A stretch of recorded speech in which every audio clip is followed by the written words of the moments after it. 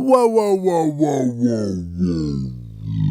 Stop that mix, rock stars. iZotope, Native Instruments, and Plugin Alliance are running the Summer of Sound sale right now until July 6. And I'm going to show you how to save even more and get a better deal than anybody else, so keep listening. We're talking 50% off products, updates, and upgrades, plus special hardware and software bundle deals. Right now, Native Instruments is offering 50% off all complete 14 bundles, as well as all individual instruments, effects, expansions, and upgrades. So don't miss their unbeatable hardware and software bundles, including machine and complete control keyboards. Over at Plugin Alliance, you can get more than 160 special deals on the greatest plugins, with some as low as $7.99. Just a few of my new mixing favorites are Black Box Analog Design, Townhouse Bus Compressor, AMEC 9099 console, and Metric AB for referencing my mixes. Plus, there's tons of killer free plugins just to get you started. And finally, at iZotope,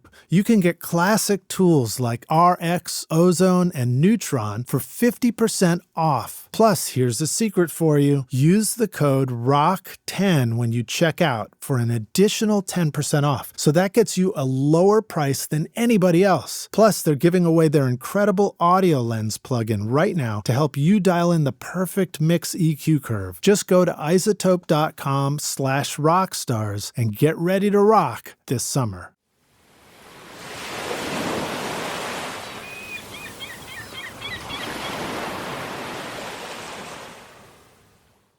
This episode of Recording Studio Rockstars is brought to you by OWC, iZotope, Atom Audio, JZ Microphones, and Spectra 1964. You're hearing my voice right now on the JZ V12 microphone through the Spectra 1964 STX100D mic pre and C610 complementer with iZotope, RX, Ozone, and Neutron all recorded safely onto an OWC SSD and mixed on Atom Audio monitors. Please remember to check out our awesome sponsors using the link in the show notes. It's a great way to help support this show. Now get ready to rock. Please don't flame me on social media because this is going to sound dumb, but the dumbest things often have the most profound truth. It's why don't we listen to this take right now as if we were making the decision about the comp? Old school people are like, yeah, obviously, but it's kind of amazing the extent to which we don't do that. Like I've been in studios where engineers want to talk to me about like the quality of the compression while a lead vocal is going down.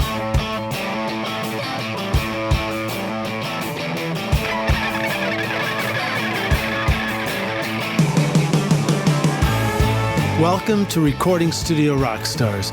I'm Lid Shaw, and this is the podcast created to help you become a rock star of the recording studio.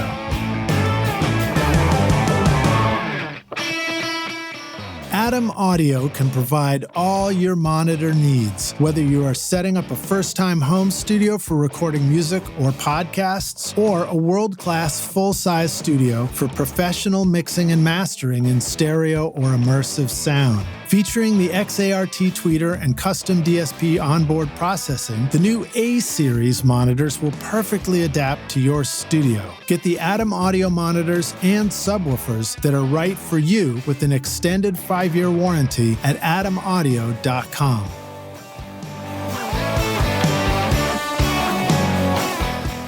The JZ Microphone Vintage Series are built by hand in Latvia, featuring the patented Golden Drop capsule design for enhanced clarity that will give your recordings the classic vintage tone. Our friends at JZ Microphones have also come up with a special offer only available to Recording Studio Rockstars listeners. Use the limited time coupon ROCKSTAR to get 40% off the V67, V47, or V12 microphones. And to make this deal even better, they'll throw in a free shock mount worth $120 for a limited time at jzmic.com.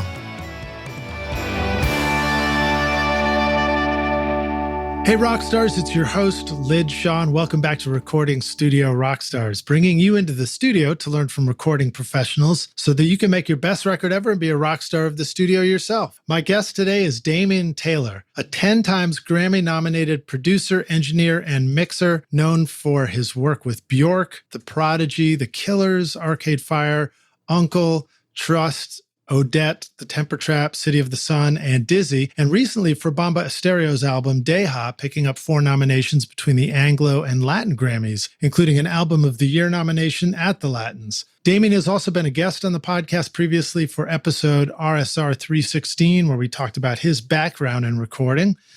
Damian hosts an online community, the Complete Producer Network, which is a positive and supportive place for folks to talk about all aspects of creating and releasing music at www.completeproducer.net. And there are a few music production programs within the network. The Mix Accelerator process is all about ensuring your vision and creativity are in the driver's seat when you mix. The Beats Accelerator process establishes the foundations of instant creativity through a drum programming and practice system. And Damian's online studio makes the community, learning, and networking and collaborative aspects of multi-room studio facilities available in an online format for people anywhere in the world. Very cool. Thank you again so much to Colin Ramsey at GPS Management for making our introduction. Please welcome back Damian Taylor to Recording Studio Rockstars. Damian, my man, are you ready to rock?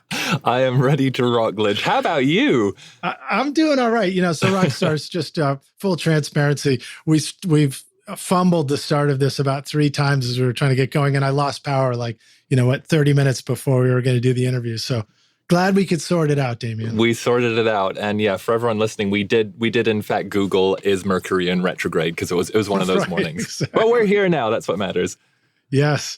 So again, we're seeing you in your really cool recording space. I believe that's where you were last time you did it. You've got this beautiful, modular synth sitting off to your side. And I'm excited to talk about some of that stuff.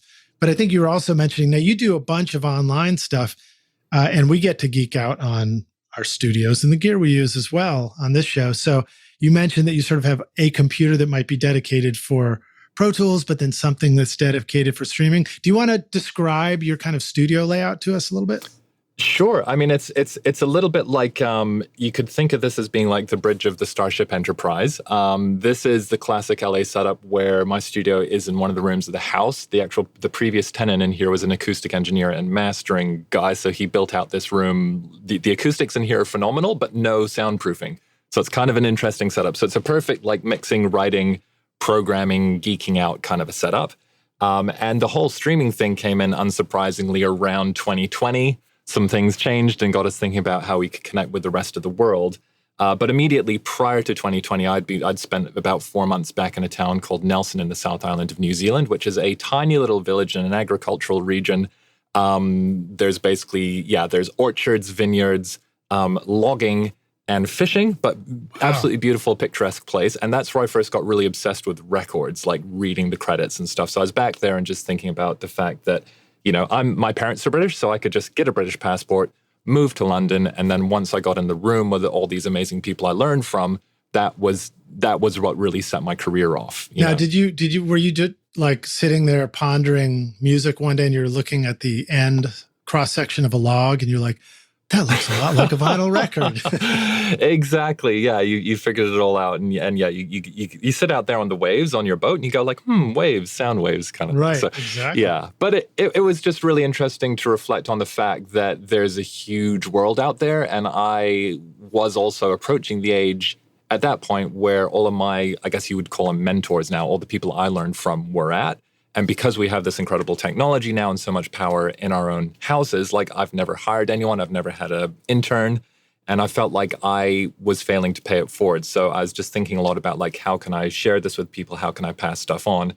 And specifically, how could I make this stuff available to people who aren't just able to move to London or who aren't able to support themselves in one of the most expensive cities in the world and go and work as an intern for free? Yeah. You know what I mean? So the actual paths into the heavy duty part of our industry, are quite narrow in a lot of ways. And yeah, so that was really what got me thinking about streaming. Also the fact I was on the other side of the world, like how can I work with artists in a different way when we're separate? Yeah. And in a way, I pioneered a lot of the remote mixing world, like in 2010 when internet speeds got fast enough, but wanted to take it to that next level. So the studio has evolved from... Back when you used to have to set up an FTP site still. Oh my God, files. yeah. I remember in like 2005 looking into starting a company, and it would be like you could take your DVD to a physical location and then they would be able to transmit it over the internet. And actually my first ever job in a recording studio, I used to do ISDN transfers of automatic dialogue replacement for the Hercules and Xena shows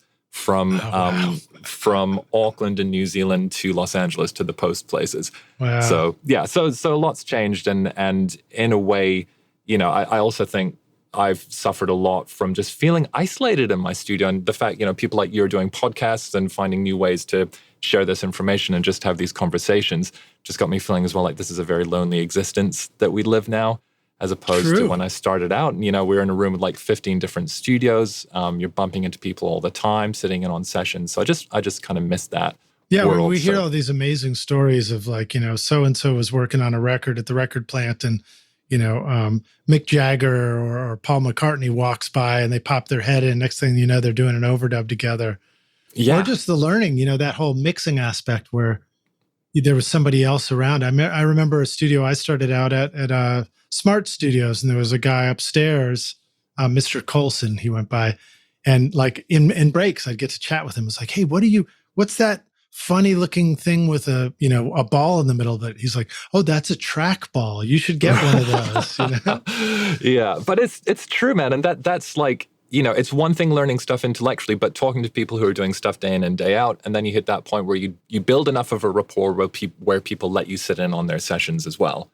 And for me, once I had that level, this is specifically a studio called Strong Room in London. And I just, you know, met people in the stairwell. You know, that's how I got on like Prodigy Records, was a dude I met in the stairwell. It was just like, oh, who are you? And, you know, and we got to chatting. And yeah, so I feel like these environments are really conducive. And in a way, I feel like the multi-room studio is like the secret university that the majority of the world's top production and engineering talent attend. Yeah. And as much as we might talk about like which microphone to use, it's very different to seeing someone do it in a session, and also very different spending years actually just kind of absorbing the flow. There's that heuristic learning, which is the non-intellectual learning by doing. Yeah, and I was lucky early on because I had a big differentiator accidentally. This is what we were talking about last time, all the Pro Toolsy stuff and figuring out like really creative uses, and I got parachuted into 1,000,001 sessions. But that meant that I was in the room kind of working away and listening to how engineers and mixers and producers were putting together sessions while working. So that really, really made well, you're talking about, micro editing too. And there's so many automatic features of DAWs and Pro Tools now that, I wonder if people get that really basic, like when we started out in Pro Tools, you put in, you record something and then you just take your mouse and you select it and you scoot it a little this way and you scoot it a little that way and you move things around, and I remember the first time we ever edited drums and tried to tighten up the drum track, I just went in and manually chopped every single drum hit, moved it over to the grid, and then manually crossfaded it back together. And it took, an 8-hour day to do a 3-minute song from start to finish. Totally. And the weird thing is, just for the younger listeners out there, like it sounds amazing when you have like this. It's kind of like, the Italian shoemaker who it's when you're really in there by hand taking the care. And also, I think when you get to do that in huge mix rooms, and you will hear if there's a problem with your edit. So you figure out all these ways to kind of manipulate audio transparently. And then I think that actually makes you a far better engineer because you're really intricately connected with how the individual vibrations of the air are going through your whole system, and then understanding how they all fit back together, right? And how that turns into a great mix. It's funny. There's another aspect of collaborative studio stuff that I'm just remembering, but I don't really mention it. When you're mixing, when you're working alone in your home studio, you get that focus. But even if it's not multi-studio facilities, when you have those experiences of working with other people, you learn a lot of things because you've got multiple sets of ears in different parts of the room that are actually hearing things that you don't hear. If you have a really well-tuned room, you're going to hear stuff.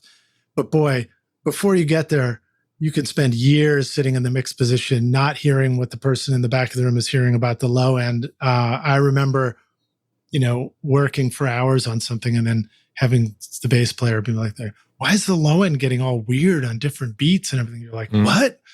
And then you go stand back there and you're like, oh my God, what's going on? And then you learn, oh, you can't just willy-nilly add a kick drum sample to the kick drum from all the way through the song, because now the low end is shifting slightly and it's canceling each other out, and some sound loud and some are disappearing.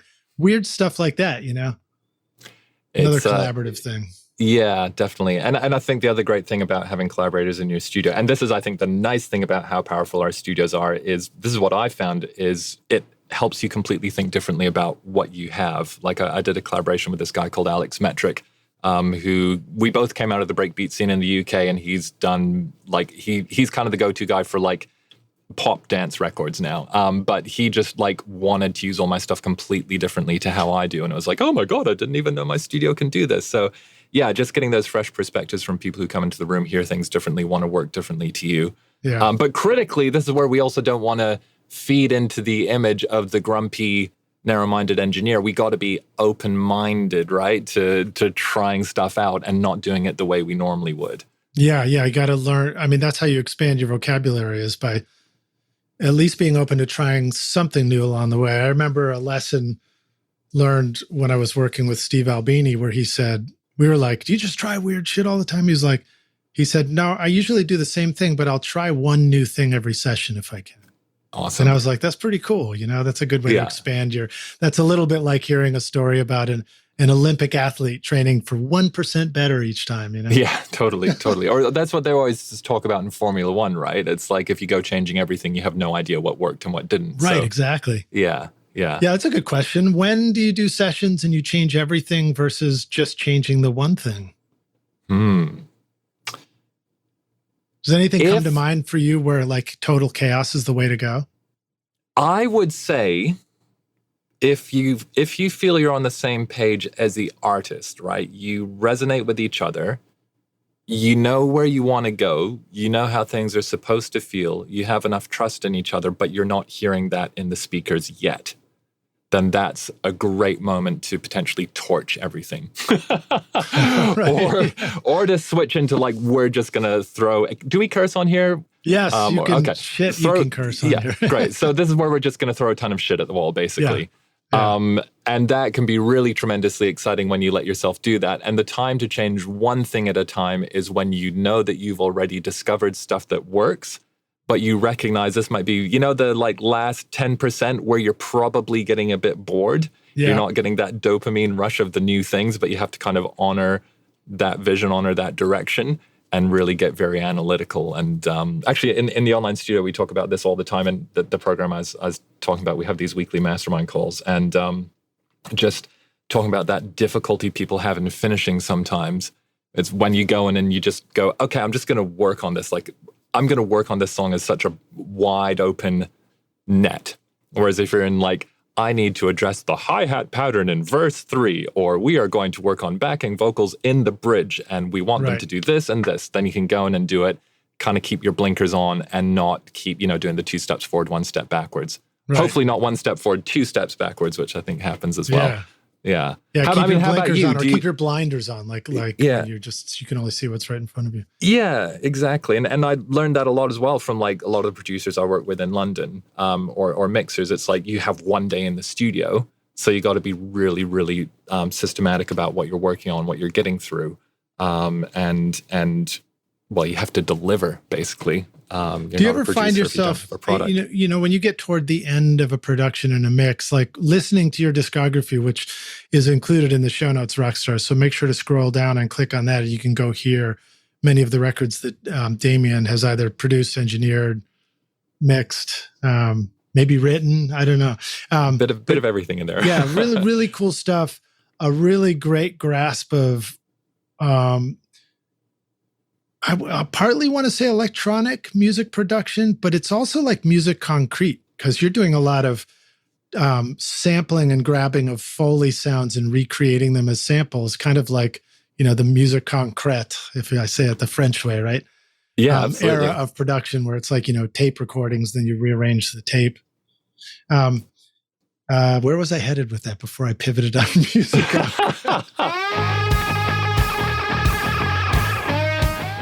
My recording studio is proudly powered by OWC, and I love how it's improved and sped up my workflow. OWC can connect all your audio work drives, trackballs, mix controllers, MIDI keyboards, audio interfaces, displays, or cameras so that you can work fast and focus on making your best record ever. Go check out the Mini Stack STX, Thunder Bay 4, or Gemini Thunderbolt 3 dock at macsales.com/rockstars to find the perfect solution for your studio from OWC. Psst. Hey Rockstars, over here. I've got a secret to tell you about how I get a consistent sound mixing over 1,000 hours of recording studio Rockstars. My secret is using Isotope, RX, Ozone, and Neutron on every single episode. Right now, you're hearing RX breath control, D-click, D-clip, DS, D-plosive, voice denoise, Ozone multiband compression, Neutron EQ, and limiting, all from Isotope. Go to isotope.com/rockstars and use the secret code ROCK10 and get 10% off any plug-in purchase from Isotope. You can tell your friends, but, be cool about it. But when I listen to, one of the things I really appreciate about your discography is that while there may be all this stuff in there, and especially if it's samples that are put back together, then it's not like they happened in the room and that the way that they came through the air is the way they sound. It is very much that they happened intentionally, and the way they come to you through the speakers means you've put it there. You set the level there, you set the panning there, you set the effect on it. So it's very carefully composed. And I imagine that, there are times when you're mixing in general for all of us where we get to that end part and we're like trying to do that last 1%, 10% you're talking about. And then you're like, okay, this needs more bass. And then you go back to the studio and you turn up the bass and then you're like, awesome, I got it. And then you go back to the car and you're like, but it still sucks. So what are some thoughts you have about that, closing the gap on that last bit of a mix where you're trying to get everything right, but you're avoiding the thing where you make the change and it just doesn't get better in that moment? Does that make sense? What a juicy question. There's so many layers to that. So you're going to have to keep me on track here, Lidge, because we might be looking at a 10. We might be looking at it like a layer cake. It might be a 10-hour episode if we're not careful here. Let's talk first off like ridiculously practical here, right? If we're mixing, this is where it comes down to our monitoring and being confident in the choices that we're making. There's, even if you're in a suboptimal room, there's all kinds of ways that you can make sure that you're getting really, really familiar with what you're hearing. And as a tangent, we could come back to, I do like 98% of my mixing on a $400 pair of Avantones. Nice. So I can also set those up in I've set them up in a spare room at my mom's house and mixed records there, or I have my beautifully treated room here.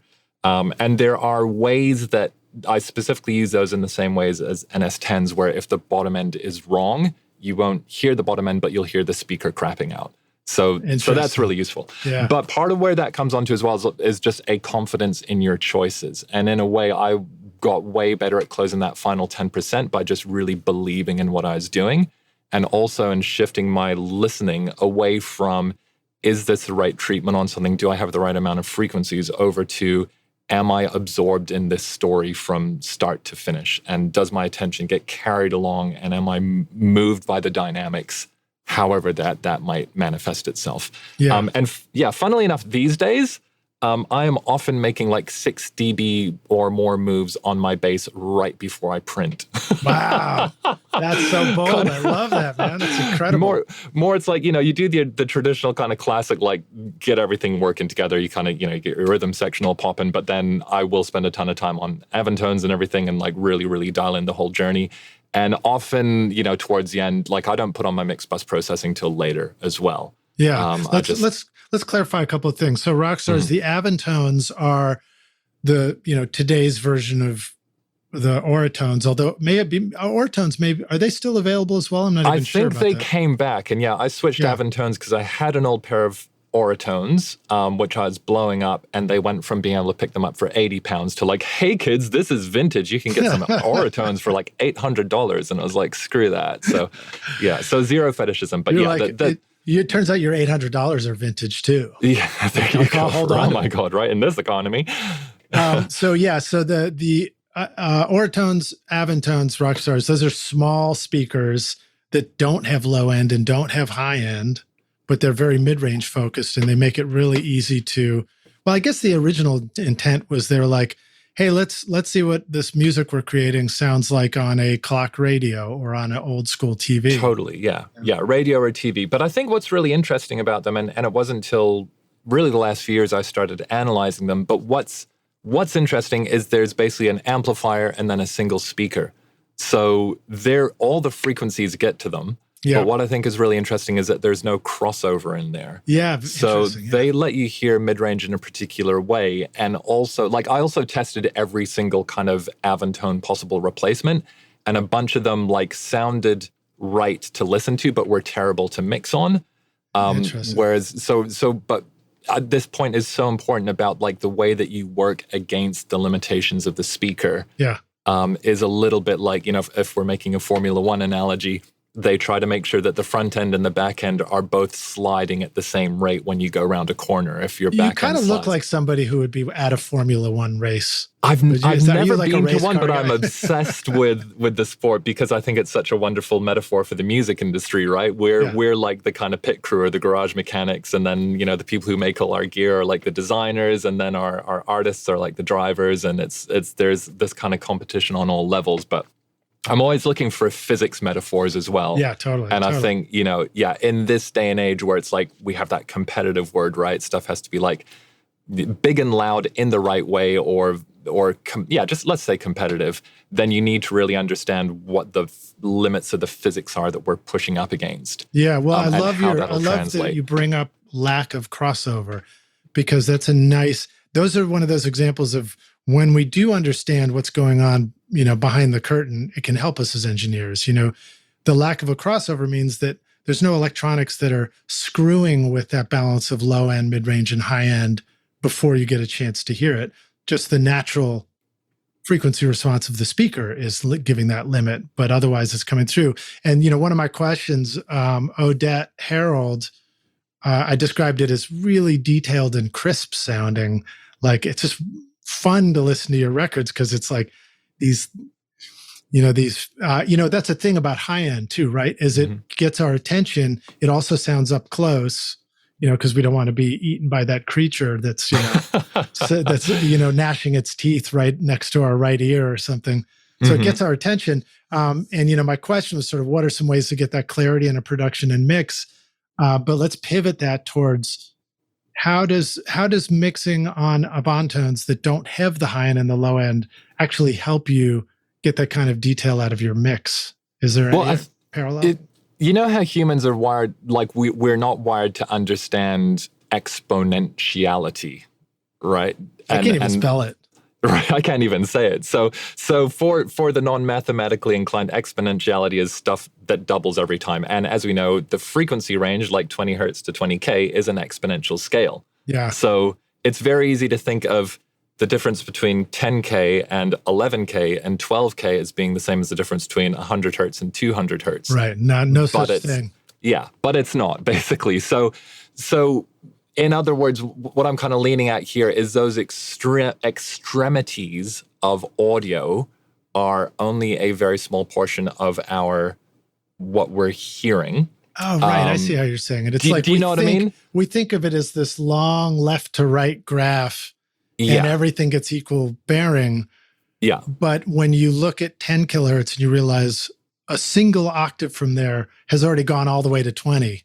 Exactly. It's like the last octave, so it's not nearly, it doesn't, that's really a cool way to describe it. So that's not to say those frequencies don't matter at all. And conversely, we're not saying that 40 hertz to 20 hertz don't matter at all. But this is where we get into like, what is the most musically meaningful for the human brain? And as I'm sure everyone doubtless knows, like, Lidge, where are our ears most sensitive? Good luck with spelling all those words. 1 kilohertz, pretty much 1 kilohertz range to maybe 2 kilohertz. Yeah, so we're kind of like we're like these mid-range centered beings. And I think that's because the shape of our ear canal is resonant in that frequency, right? Yeah, and it evolved for all those reasons, right? We have like creatures that are about to eat us. We need to like be dialed into where possible threats and sounds are coming from, blah, blah, blah, blah, blah. So there's all of that stuff. And what I really learned as I was trying to get good at mixing myself was that those extremities, we kind of want them to handle themselves. And I found that if we're really making sure that everything in these more, I'll also call the easily reproducible ranges is really working, then even if you're listening on your phone, even if you're listening on Avantones, your brain kind of fills in these gaps. And also, like, I can really hear, like, the low end on my Avantones. Right, the ERR. So don't err with your air.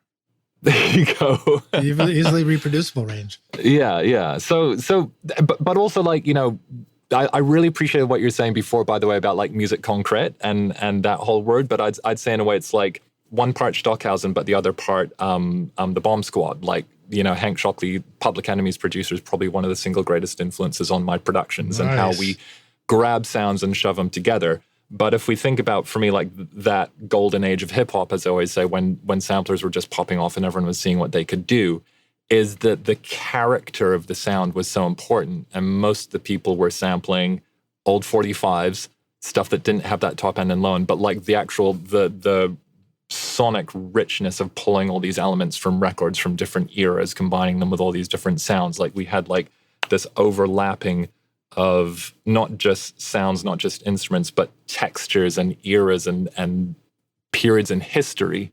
Yeah. Which is absolutely, I just love it. So time machine, I really found musical time machine. But it's just so juicy, you know what I mean? There's so much for the ear to grab onto. So I really just want those ranges to work. But the other thing I got to say, just in a very practical level, and this is a hard lesson for me, was when I spent all my time mixing on great sound systems or on big pairs of speakers, it never translated. Do you know what I mean? Yeah. And so it's almost like, I think this is just talking for me personally, my brain would, you get so much information and so much detail that my brain would just go, wow, to everything, you know what I mean? Whereas on an Avantone, this is exactly the same philosophy as NS10s, and why every single console for 30 years had NS10s on top of them was if it doesn't sound good, it really doesn't sound good. And if it sounds great, then it sounds great. And there's a certain amount of ear training you have to do to understand what good sounds like. And I've actually trained a lot of people now in this. I've seen like a lot of my kind of students, people who've done my programs, they've got the Avantones in, and then they'll post like, "Oh my God, I get it now." You know, so what I mean? have one Avantone. Now you're getting me all excited to get another one and finally go stereo. Yeah, stereo Avantones, like your computer monitor in the middle. And here's the thing: like you have to have them close. The positioning on them is absolutely critical. So one Avantone you can kind of have anywhere in the room, right? As long as it's pointing at you. But with your Avantones, like you get them nice and close. You have to be on good stands. All this stuff. And when you get your sweet spot exactly right, then just this entire sound world opens up. And I find it so like you're trying really to set them up like a high-end pair of speakers in a way. You're 100%. Treating them like real monitors, not just like throwaway, put them in the corner. And you're not doing like the mono block where they're side by side off to the side.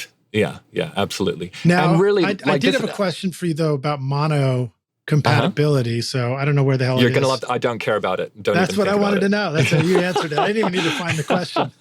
Yeah. Although having said that, like I do high pass on the sides for my low end in general. So I'll try to have my productions have a mono low end. I'm aware of what's happening in the sub, and my full range system has a mono sub. So I'm aware of that, but more from like, you know, low end and thinking about it from a kind of a club perspective. So one of the records, I did find the question, it was Miracle Fortress, even in America. sounds really wide. The synths are wide, but even the bass that comes in sounds like it's wide.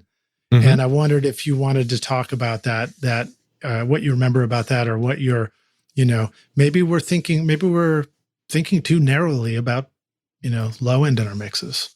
Well, just there's a bit of a, if we're going to throw French words in there, like trompe d'oeil, like a trick of the eye when it comes to low end, right? Which is, if you actually ask the average listener what sub is, they'll go, and that's like 100 hertz. But plus all the noises that are probably going up to 2K. Yeah, right, so it's like, when it's like, think about like the records with the best subs, like, if anyone pulls on like a Milli by Lil Wayne, it's like, the sub sounds amazing, and we call it a sub as an instrument, but it's pretty high.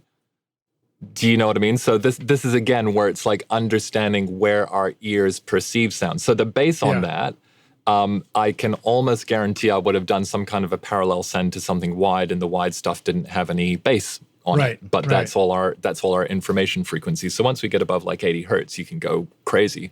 So would you, if you were doing a parallel thing on a bass, would you be likely to have an EQ first that you're sending to something, or did it just happen to filter itself? 9 times out of 10. Yeah, 9 times out of 10. I'll put that on there. So yes is a simple answer. Okay, cool. Yeah, I mean, I really love the DIM-D, what do they call it? Studio Chorus now, the Universal Audio one. I use that on like everything. And if there's a bass going to it, then I'll definitely make sure there's nothing weird happening with on the phase side. Because this also then goes back to what we were talking about, Lidge, with like the micro edits and really having a clear understanding of what's happening in your low end. And I think this is where, if people haven't spent time editing intensely, then once you're aware of how do all these things stack up, and you've been able to visually see the oscillations, the waveforms, and hear the impact, then when it comes time to mix low end, it's very easy to understand how you want all these things to fit together, and then to use, the engineer's side instead of the editor's side to make sure that those right signals are being presented to the speakers. Listen with your engine ears. Engine ears, yeah, not engine eyes.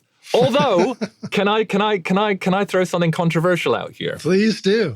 Right? Okay, so everyone goes like, "Oh, don't look at your music," right? The running joke, like, actually, when I was working with Arcade Fire, they had a running joke about like, meeting all these amazing Haitian musicians, and it's like, we brought over Pro Tools so that finally they could see what they sound like, right? So there's a lot of disparaging kind of suspicion around Pro Tools and looking at waveforms. But I would argue that the waveform display is basically the musical score of the engineer. Yeah, totally. And just like you have to go through a process of learning how to read music and how to play music from a score, how to sight read, there's a big learning curve and a practice curve that then goes into someone being able to sight read and play a musical, emotional performance from a score. Like, that is a next level skill. And so for us on the engineering side, being able to interpret waveforms similarly is a next level skill. And you will probably run through that little challenging part of the growth curve where you're not interpreting it that musically, but don't let that give the rest of it a bad name. Hey rock stars, are you recording your own music or other people's music in your studio, but you're having trouble getting your mixes to sound great? Do they sound kind of weak or distant or lack punch or clarity? Well, I've got a gift to help you take your mixes from sounding like basement demos to sounding a lot closer to professional mixes. And it's my free introductory course called Mix Master Bundle. This course shows you how to get pro sound with your mixes from your home studio using free plugins and Pro Tools. And the best part is that these fundamental mixing techniques will work for you in any DAW, whether you're in Logic, Cubase, PreSonus, Studio One, Reaper, or whatever you're using. If you're ready to make your best record ever, then go to mixmasterbundle.com and get started now for free. And you can find the clickable link in the show notes of this episode. I absolutely agree with you. I like to work in the edit window when I'm working because I feel like it is my musical score for what's going on in the mix even. So I'm always, sometimes I feel like it's a bit of a struggle because I think that the designers of tools want us to be looking at a mixer. Of course you want to look at a mixer when you're mixing. I'm like, but I want to I just want to place my cursor before the chorus and start working on that part. Right? Yeah, no, that's huge. And I'm the same. Like I fully mix in the edit window. I think literally only use a mix window to switch off heat on the monitor mix reference that I have, and that's pretty much the only time in a mix. Is that, do you sometimes use heat and sometimes not, or do you just go turn it off? Pretty much it's always on when I'm mixing, but by default in my sessions it's off in case I'm not mixing. Because you don't want it to affect the sound, or because it just is a DSP hog for you? Bit of both. Yeah. So if I'm recording, I like to keep things as simple as possible. Don't want any ones and zeros flying around that don't have to be. And when I'm mixing, it's like let's use all those puppies up. Sounds like a recording studio poltergeist movie, like ones and zeros just flying. Oh yeah, flying around, man. Yeah. Make sure they don't go down the wrong pipe. You think about our musical score. So another good example is when you have that aha moment where you're like, oh, I could, I found these John Bonham tracks on the internet. Now I can drag them into a session and look at them and see, like, where do the kicks and snares land? What is the groove? Being able to measure things. At times I've thought, I might appreciate a particular EDM composer and then think, like, maybe I'll just drag this stuff into a session and see, like, where do the beats land? Is it what you think it is? Is that quantize button really your friend? That kind of stuff. Absolutely. Okay, there's a fair question for you. Is that quantize button really your friend, Damian? I love quantize. All right. Yeah, but I would look at it as a neutral tool. So I think when we were talking about the micro editing last time, we were talking about that thing like slice up literally every single hit, and then I'll tend to, if we're talking drums in particular, it might be like, let's try a 50%. Or something like that. So we're moving things a little bit in closer towards a grid. But yeah, just because it's there, it doesn't mean you have to use it. Understanding which elements are locking, which elements aren't.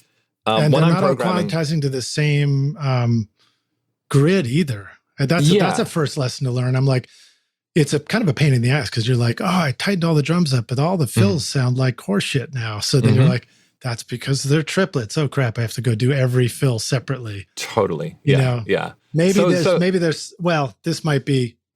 Go ahead. I'll ask this next question after you finish answering. Cool. Well, I mean, I was going to say, everything is like, just because it's there, do you use it?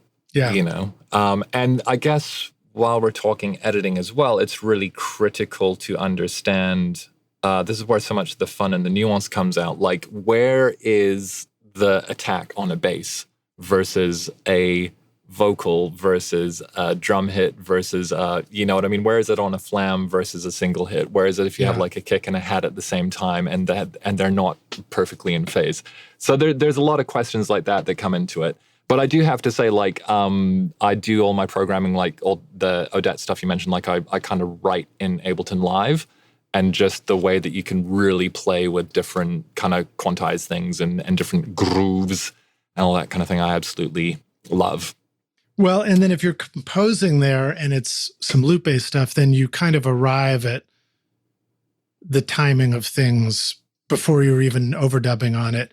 And I know a reverse challenge is of the times, and this may not be a fair question because I don't know if this is as common for you, but like the times where you record a band and then you're like, it's almost there, but it needs to have more of that hypnotic thing going on. And then you start going in and basically messing with the timing of natural timing. And then maybe you work on it for hours and then you just pull your hair out and you're like, I can't tell if I made it better. But how often do you go in and address an entire drum performance? And if you do, and you're going to sort of enhance, let's use the word enhance. You're going to enhance the timing of the performance. Have you found some smart ways to approach that?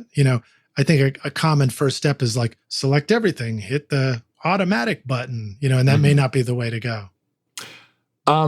Yeah, I mean, there again, so much nuance to all of this, but I think if we're in a situation where we're getting live performances of an entire ensemble, then I'm like very hesitant to apply any kind of a blanket chop, and that would be much more, there's a moment where things don't quite line up and you might need to go in and figure out who do we slide. But in general, if we're talking about a full ensemble performance, I would spend way more time getting the right performance than recording a few takes and saying, I think we got it. And, you know, you and I have talked so much about Pro Tools and stuff, which I love, but I really want your listeners to understand that I'm also a pen and a pad producer. So literally, like, all you have is your ears and and your words and your pen, and it's just performances. So I'm always 100% leaning towards getting the right performance. Getting into like, what's the philosophy then about like, do we chop stuff up? That really comes into like, what kind of a record are we making and where do we see it going after that? The main reason to lock drums in a little bit more is kind of what we were talking about last time, like how's it going to fit together with everything else? Most bands will come to me because they want some technology. They want a bit of techno backspin on stuff. You know what I mean? They want it to be incorporated with some additional elements. They've seen that photo of you with the synthesizer. That's what there you go. Yeah, exactly. So then you need to start to think, how is this all going to fit together? And that's where it's interesting that you mentioned the John Bonham stuff, right? You pull it in and you see where the timing is. But I think it's really critical for people to understand how important the touch itself is. Yeah. Like, you could take Clyde Stubblefield, funky drummer, and put it on a grid and it still sounds like Clyde Stubblefield. You could take someone who plays the same notes in the same place, match the timing exactly, and it will not feel the same. So part of the whole how do you move things in time is really how do we actually help this tone breathe through the speakers, if that makes sense. But again, if I was doing like a band that can play really well and we wanted to do an ensemble recording, then that's what we would shoot for. And a lot of the records I work on will have a song on there that's just everyone set up live in a room. And then you have to explain to like the label afterwards, hey, no, I can't give you individual layers because we recorded this entire thing with 2 microphones. So it's really choosing a moment. Yeah. Awesome. Well, so another thing that you do, this may be a little bit of a pivot for us, but you've got a video that you put out on your YouTube channel, which again, Rockstars, check that stuff out. We'll have links to Damian's, production network, YouTube channel, Twitch streaming, all that stuff in the show notes. But you had a video where you basically broke down a track that you did with Louise Burns, and it was really great to watch that. And you guys really carefully like built the loop that the song has done, and it felt like a flashback for me in a nice way, because we really did that a lot more on some of the records I did in the 90s, where I think we had our first looping samplers, or to be honest, I think we were treating Pro Tools like a piece of outboard gear back then, and we would build up a loop and then bring that back over to our. Sorry, I'm going to out myself, our ADAT, and continue the session from there. Let's go. Come on.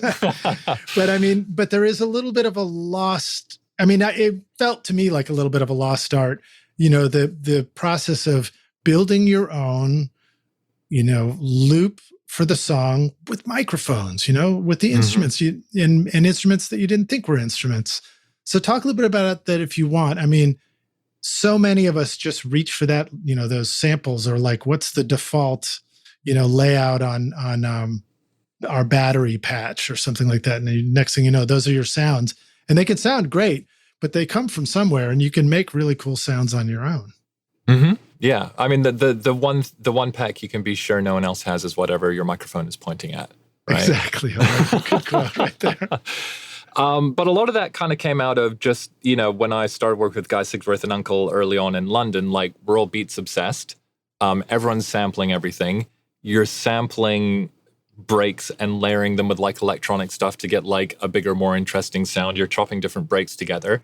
And then at one point, once I realized I could do that with drum breaks, then it was like a natural evolution to how can we do that with an entire performance. So really, like, my aesthetic is 100% where those worlds collide, where performances and technology collide, and figuring out what's the juiciest part of this performance. So a lot of the stuff we're talking about with Louise Burns was, we had a live drum kit. The engineer there, Pedro Zelme from Brazil, amazing drummer, but, recording weird stuff in the room as well. And then building that on top of a few like, hyper digital like Lindrum kicks and snares or whatever, or weird underlying elements. A lot of that is just because we want to get the air moving, right? Like that's kind of what we really respond to as humans. And how can we get a performance layer in here that can actually activate all those parts of our brains that go like, oh, this is really nice, this feels good. But then we know that our like low end and all the kind of physical frequencies are super, super tight and super dialed. And then they can like lock into some weird arpeggios or whatever. Well, there's, I mean, you guys were playing Suitcases and she dropped an envelope on the floor and, you know, all these things that are almost Foley based, you know, sounds. Yeah. But also it's one of the things I really love about playing real instruments. I feel at times like, you know, as somebody who likes to go back and forth between these worlds, you know, sampled, programmed acoustic guitars with mics, electric guitars, it's so easy with your fingers to create that touch that you were talking about in a sound and in a groove that can be really challenging to try and it'll really pull your hair out trying to recreate that, you know, with the micro editing, with the sample control, with MIDI at times.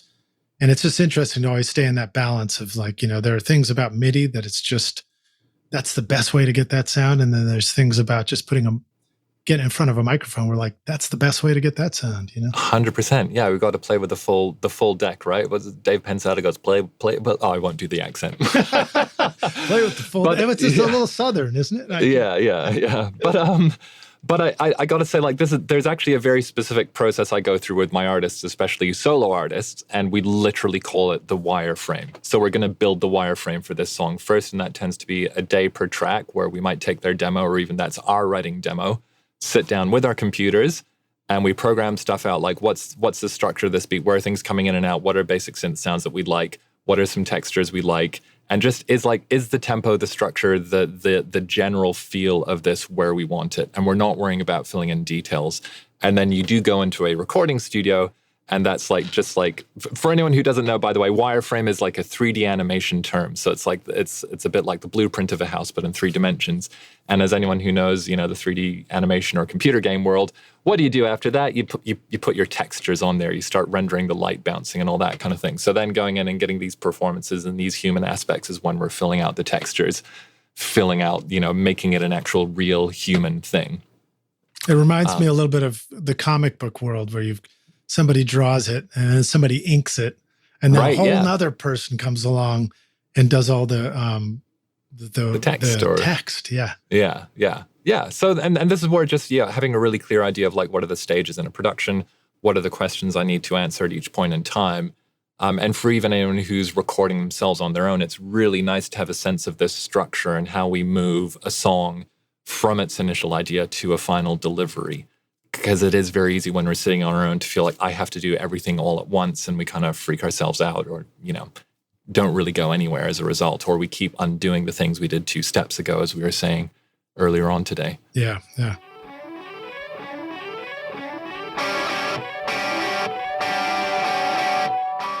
Every studio needs a good vintage mic for that classic warm sound. Whether you're looking for those airy highs, sweet mid-range, or silky low end, a good vintage mic can put the magic in your mixes. So it's no wonder vintage mics have been loved and praised by thousands of engineers for decades. The JZ Microphone Vintage Series are built by hand in Latvia using only the best electronic components and feature the patented Golden Drop capsule design for great detail and richness of tone that will bring that classic vintage vibe to your studio and be a real workhorse for your sessions. This time, our friends at JZ Microphones have come up with a special offer just for you, rock stars. Use the coupon ROCKSTAR to get 40% off the Vintage Series mics, V67, V47, or V12, the mic you're hearing right now. Plus, they'll throw in a free shock mount worth $120 for a limited time at jzmic.com.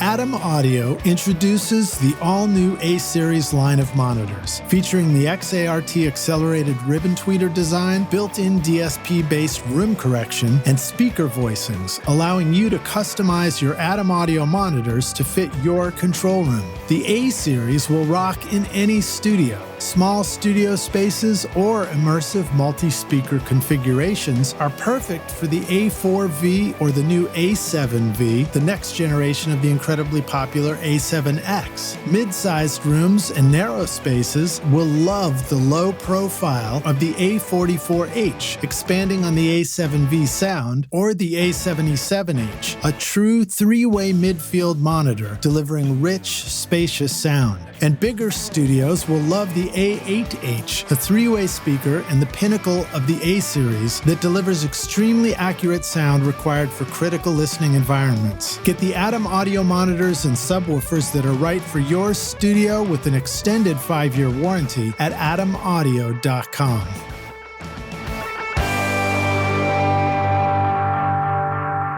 Hey, Rockstars, we're back now for the jam session, aka the second half of the show. My guest today is Damian Taylor, joining us from his studio in LA. Damian, are you ready to jam, dude? I'm limbered up and ready to go. Yeah, limbered up and ready to go. Awesome. Talk to us a little bit about your, you the musician. What does that mean for you? Like, what instrument do you grab when you're going to jam? Okay, so I am a terrible musician. I did a whole bunch of things up to like high school level and then got obsessed with recording. So never really played beyond the age of 18. But until that point, I did piano, guitar, flute, double bass, electric bass. Oh, just drums, a couple of things. Trumpet, yeah. Realized I'm not a singer, let's put it that way. But if I was going to perform anything now, it would be live electronics or dub, basically. Nice. Or the console. Yeah, what does that mean? How do you perform dub?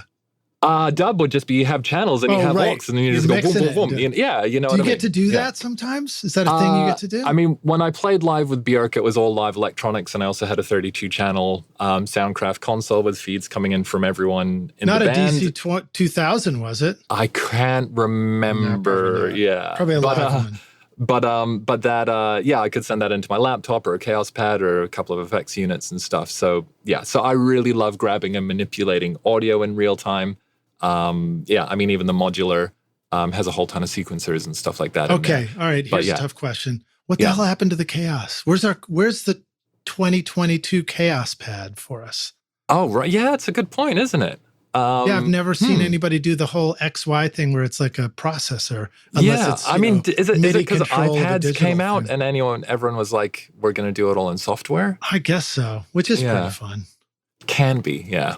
But I loved the concept of the Chaos Pad because it was an actual, I guess it was digital, but it was an actual processor in the pedal, like you ran shit through it. Yeah, and the -10 phono connectors on there and everything, so you could run your CD player through it or your mini disc or whatever. They're pretty cool. For somebody who's getting into, I don't know if break beats is the word, but just creating loops and breaks and things like that now, what's a good place to start? Would you recommend to anybody still to go out and pick up a turntable and start, searching the what did they say? Searching the stacks? Oh, digging. Yeah. Digging, he says. That's a really, really interesting question. And I think about it a lot. Because when I was a young lad, it was the whole where you got your sounds. I wasn't a purist on that one, but I was kind of adjacent to a few crews who were. It was like people who wouldn't sample off a compilation. It had to be off an original 45, and it was like this extension of record collecting.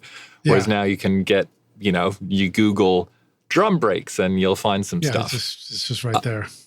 So, but I think in a way, what I'd be interested in now is what are the interesting sources right now?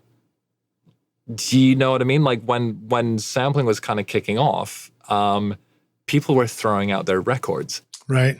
You know what I mean?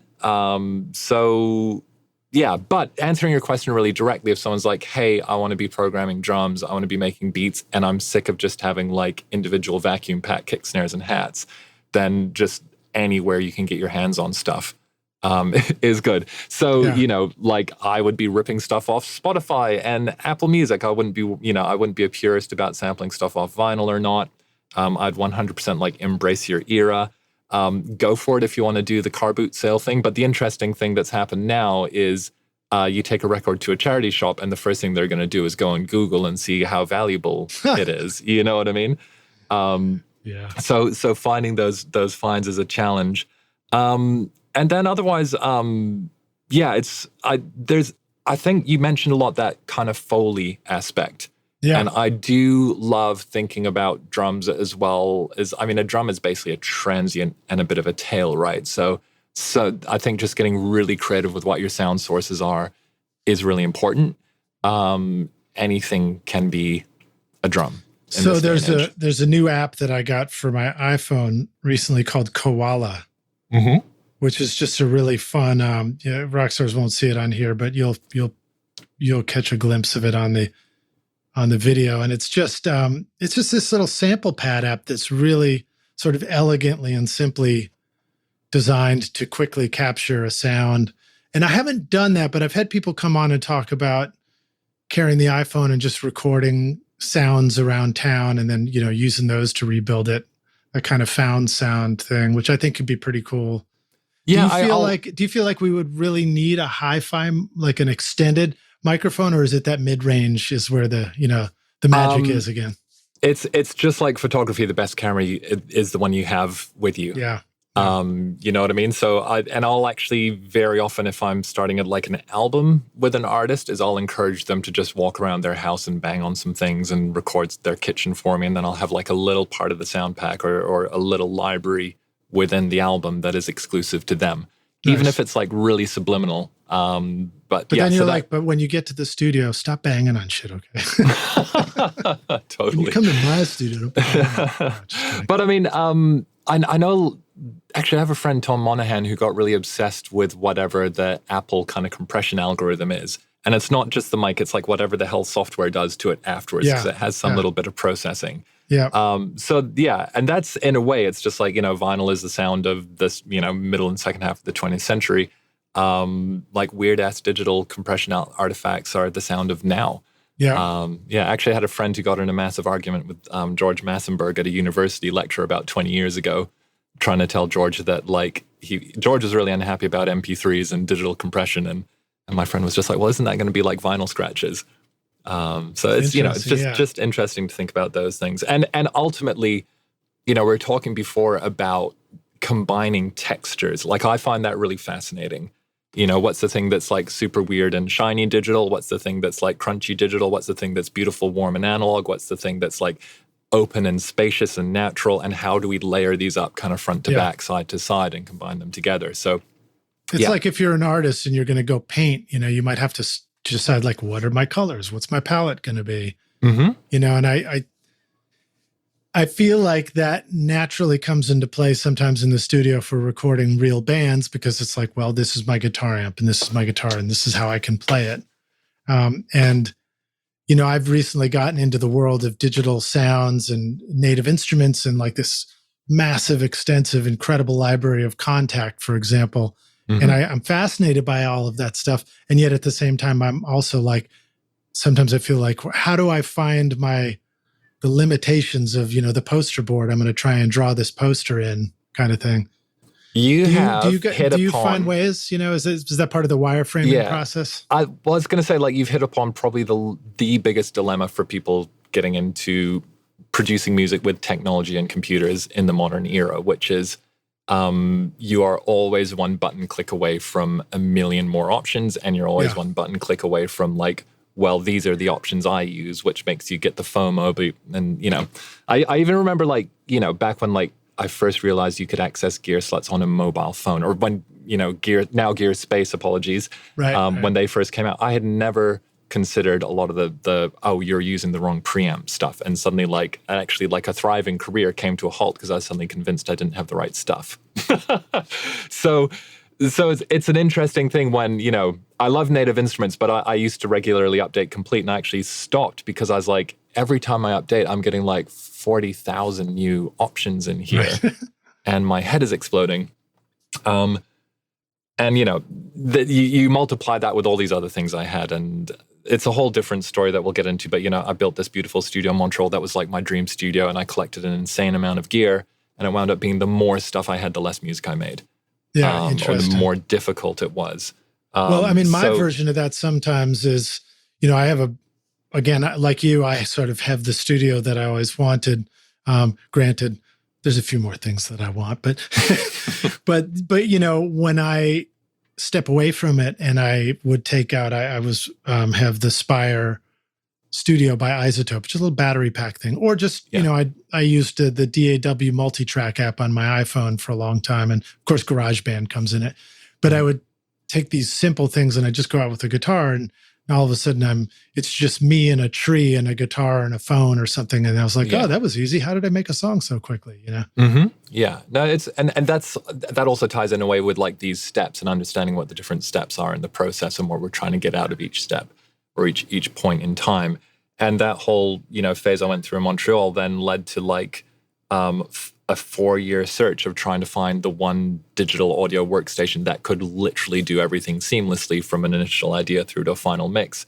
Whole other tangent down there, but this kind of circles back to your initial question, which is like, how do you actually dial stuff in to turn it into a result? Right. And it's just, at some point, you just make up your rules, you make up your boundaries. Yeah. And although we could get a little bit more nuanced there and start to notice when are the points when I feel like my creativity and my vision is leading this, and when are the points when I feel like I wouldn't say fighting the technology, but more like lost in the technology. And by that I could, because we have, like, I want everyone to be 100% clear. Like, I love making records right now. This is the best time ever in history to be making records, bar none. I'm not at all nostalgic. But we just have to be aware of like the limitless potential, limitless power that we have. So if you are trying to execute an idea and then you notice that you're just off on a tangent and you've lost that idea, then you just need to dial in your system a little bit. Yeah. Terrible motor racing analogy is if you have a really powerful engine and you step on the accelerator too hard, you're gonna spin out the car, kind of thing. Right. Yeah. Fair. Okay. So another, another halfway is the extensive possibilities of actual analog and modular synthesizers and the simultaneous limitations of those that kind of bring you into that acoustic analog world. Not really acoustic, but analog. Physical, world. Right? Physical, yeah. Like you're making the electrons do stuff. So one of the questions I'd written down was Astra, Feel It Break. Sounds like analog modular synths, and wondered for you, maybe we talked about some of this last time, but maybe there's more to say. What are some good practices for incorporating our analog and modular synths into production? Is it smart to just sort of capture random stuff and then go back to the sample, treat it like a sample? And then also, maybe you'll appreciate this one. How do we avoid the quote, oops, forgot to add that note or chord syndrome to our song production? In other words, we had a great sound, we did our overdub. Next week, we're like, oh, we did a new arrangement with a new ending. We can't change that. Okay. Oh, the very juicy multi-part question. So first off, like this is a great point, right? You're talking about Astra and how it has like a really great analog kind of modular sound. So yeah. So rock stars, I'm talking to you directly. Yes, you listening right now, you personally. That record was entirely like Katie Stelmanis and Maya Pistepsky programmed it on like Logic with Massive. So there's nothing analog, nothing modular on there at all. And ironically enough, so I mixed that and did like a little bit of, a couple of extra bits of recording with them, I think. But funnily enough, that exact song, Feel It Break, when Katie first came in, we tried using all of my really nice synths and replacing everything. And we were like, oh, this is so much tastier. And then we sent it to back to the label, to Morgan Levis, who's the A&R, who I love to bits. Morgan is rad. And he was just like, it's just not as, I just don't like it as much. You know what I mean? And I remember being like, screw you, Morgan, or whatever. But then actually listening to it and being like, yeah, like it's like, and my parallel with this in like the rock world is there's nothing more boring than a great instrument through a great amp in a great room with a great player, with a great microphone and a great preamp and a great compressor and a great tape machine. Like, so fucking boring. Do you know what I mean? That's great. Yeah. That's great. A great quote. Like, yeah. I don't know. So it's like what worked about that record was even the times we looked at it was like the original, like there's a bass thing.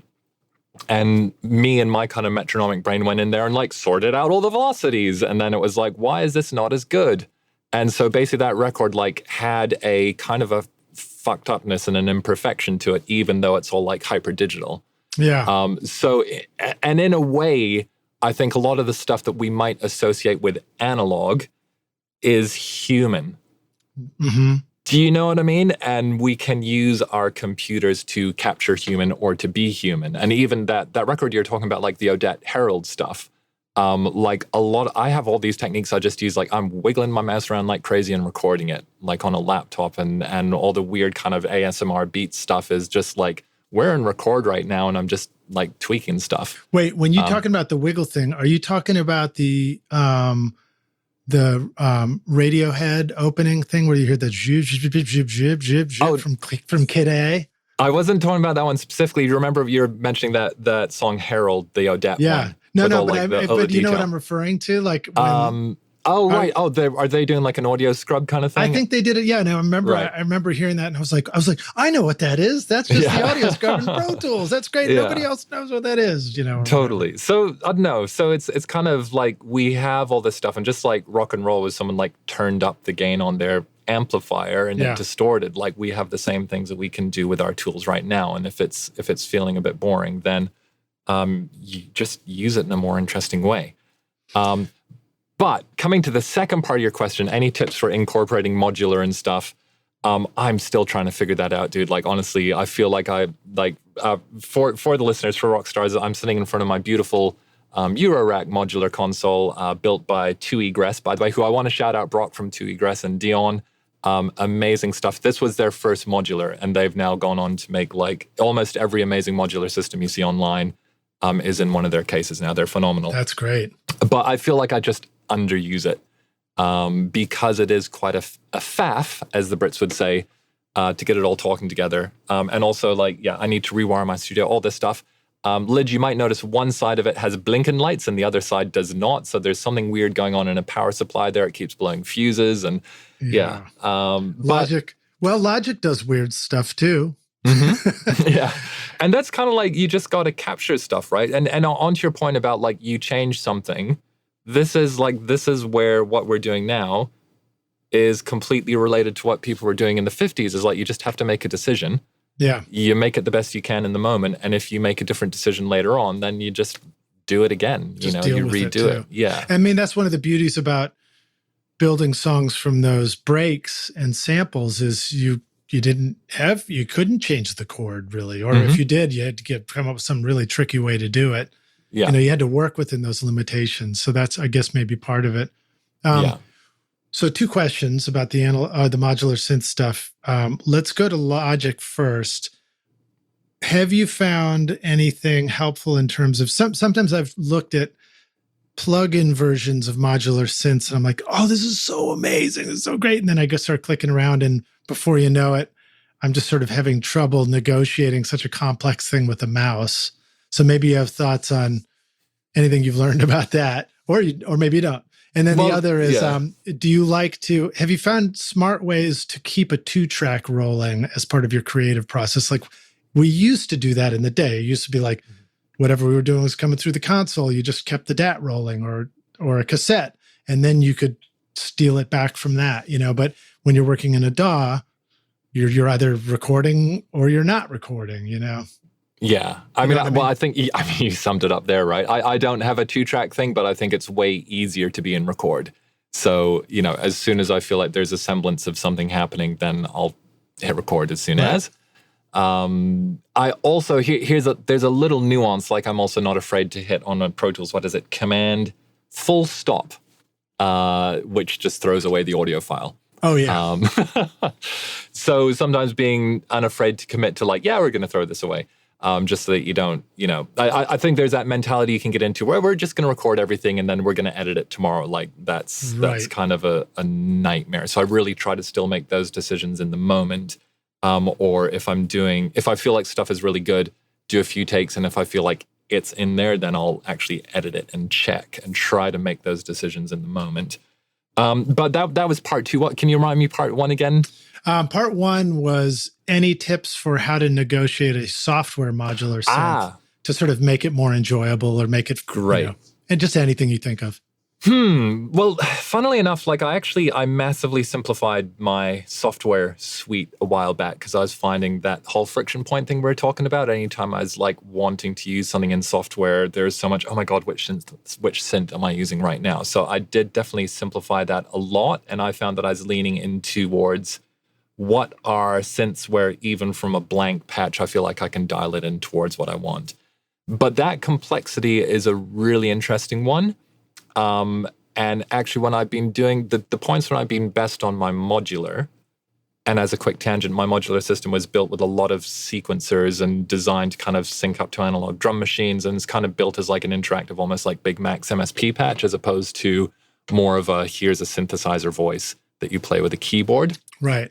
I found that when I was doing a lot of Sudoku, doing it without writing out all the numbers. Like I did Sudoku to help train my brain to be able to hold many layers of information at the same time. Good Lord. So especially if you are building patches on modular as part of your process, as opposed to having a pre-built patch that works really well for you. One is not better than the other. They're just kind of different disciplines. There's so many threads that you're trying to keep track of. Literally and physically. So in terms of a computer, I feel in many ways it's just the same challenge, like remembering, hang on, what is it I'm actually trying to put together here? Yeah. But I don't know. I think otherwise, making a computer more enjoyable, make sure you have a mouse you like. Like I'm at the moment recommending the glorious Model D, everyone. It's a gamer mouse that weighs like 50 grams.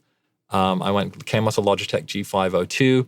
I put in one of these ridiculous gamer like triple XL mouse mats. So just actually having it comfortable to use a mouse, I think is important. Yeah.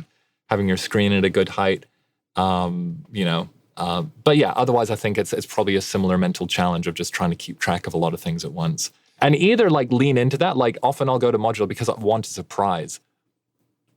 Yeah. Does that make sense? So it's like, I don't know what's going to happen when I plug this in. Yeah. So, which is again, brings us back to be and record. Yeah. There you go. Yeah. Because you want to grab that thing. Attention, all rock stars. iZotope has got you covered. With RX, Ozone, Neoverb, Nectar, and Vocal Synth, you'll have a collection of powerful apps and plugins that will help you get a professional sound in no time. Whether you're looking to clean up your vocal recordings with RX, master your tracks with Ozone, or add depth and ambience to your mixes with Neoverb, iZotope is your magic wand for awesomeness. Plus, with Nectar and Vocal Synth, you can easily add creative effects and unique textures to your vocals and instruments, from subtle mix enhancements to extreme sound design. iZotope takes your music and podcasts to the next level. Go to iZotope.com/rockstars and use the code ROCK10 to get 10% off any plugin purchase. OWC is your one-stop shop for flexible drive storage and connectivity solutions for your studio. The Mini Stack STX for your Mac Mini adds 2 additional drives over a universal SATA HDD SSD bay and an NVMe M.2 PCIe SSD slot, plus 3 additional Thunderbolt USB-C ports. Or the OWC Thunderbay 4 chassis, built like a tank, gives you 4 hot swappable 2.5-inch RAID configurable drive bays, plus an extra Thunderbolt 3 jack for daisy chaining up to 5 devices. Or check out the OWC Gemini Thunderbolt 3 dock with 2 RAID configurable drives and 7 ports of connectivity, including a front-side SD card reader, 1 gig Ethernet, 2 USB 3.2 ports, and a dedicated display port, plus an additional backward-compatible Thunderbolt port. Get your studio connected with the Mini Stack STX, Thunderbay 4, and Gemini Thunderbolt 3 dock at macsales.com/rockstars. Use the custom link in our show notes because it's a great way for you to help support this podcast. So thanks, Rockstars. The other thing I discovered about modular software synths is I was just reminded it's like, oh yeah, this is kind of just as hard as an analog modular synth to have to plug things in and do things before you even get a sound that you start to like. It takes a minute. Yeah. So give yourself some time. Yeah, it's that kind of Frankenstein's monster thing building modular patches. It's, there's nothing like starting with a meh of like an uninspired oscillator and then gradually turning it into something. And at one point you're like, oh my God, this is really cool. Do you think Frankenstein, the scientist, started out with meh? Yeah, no doubt. Yeah. Yeah. Flatline on the heart monitor. Yeah. All right. So when building a track, so a lot of the productions have all these elements to it. And even watching the Louise Burns video, it was clear that there seemed to be a careful addition of new things to the mix to get it to where like, okay, this all adds up into something that really makes sense. So when building a track, do you find that you have to keep rebuilding the mix as you're looking for new production elements to add musically? How often do you feel like you just have to start over with sounds or throw ideas away? You already talked about command period, so maybe you've answered part of that question. Just question about the question when you're talking about changing the mix. Do you mean like the physical mix, like the monitor mix, or just like the mix of elements? Yeah, are you like you thought you had it, and then you add this stuff, and then you're having to rebalance things, and then you're like, or is it more like? Do you feel like you're just sneaking in the perfect element at the perfect level each time, and that vocal just sits where it wants to sit the whole time you're building it, or whatever, however you want to answer that? So I did a TikTok a while back, which was in general really well received, but a few like white beardy engineer dudes got really mad about. And my basic premise was this, like, you are messing yourself up by trying to mix at the same time as produce and write. Okay. Awesome. If you have to do a mix to check if you like what you have, then like you're not making the decisions. Or it's an indication like you don't like what you have. So in general, while I'm working my philosophy, there's always exceptions. Is just like if a basic balance isn't doing it, then it's not working. Right. In general, while I'm working as well, like it's really interesting when you see a track breakdown because you see it after all the decisions have been made. Right. And then we go, well, and then we put this on, and then you've got this and this and this and this. And with the exception of when I work with Guy Sigsworth, who would literally progress linearly from here's the first sound to the last sound, and every bit would fall into place. Wow. Producing a record is like just a messy, messy process. And you throw a ton of shit at the wall and you see what sticks. And, everything. So you probably are familiar with this, though, like the mix that you have right in this moment can often mistakenly have the last overdub you just did really loud, because a lot of times we're doing an overdub and we're like, I can't quite hear what I'm doing to tell if it works, Mm-hmm. And then, then it begs the question, does the fact that you can't quite hear what you're doing mean that it sucks anyway, or does it just mean that you need to turn it up a while you work on it?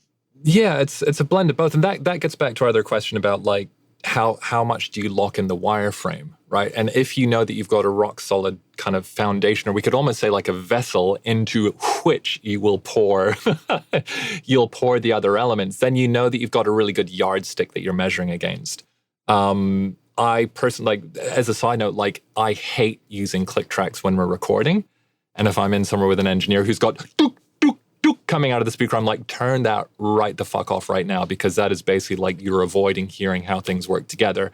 And also personally, I know like if I'm bringing in drums to record to, whether they're programmed or whether they're live, if we're recording to it, like they are tight. So that is what we're referencing this against. Right. So I think having a really loud click track is a way of avoiding the fact, do these things all gel together really well or not? It's useful for tracking a band at the very first time if you're going to use a click, I find. Yeah, I mean, that's a good point. Like if there's nothing else they're recording to, like you're recording into blank space.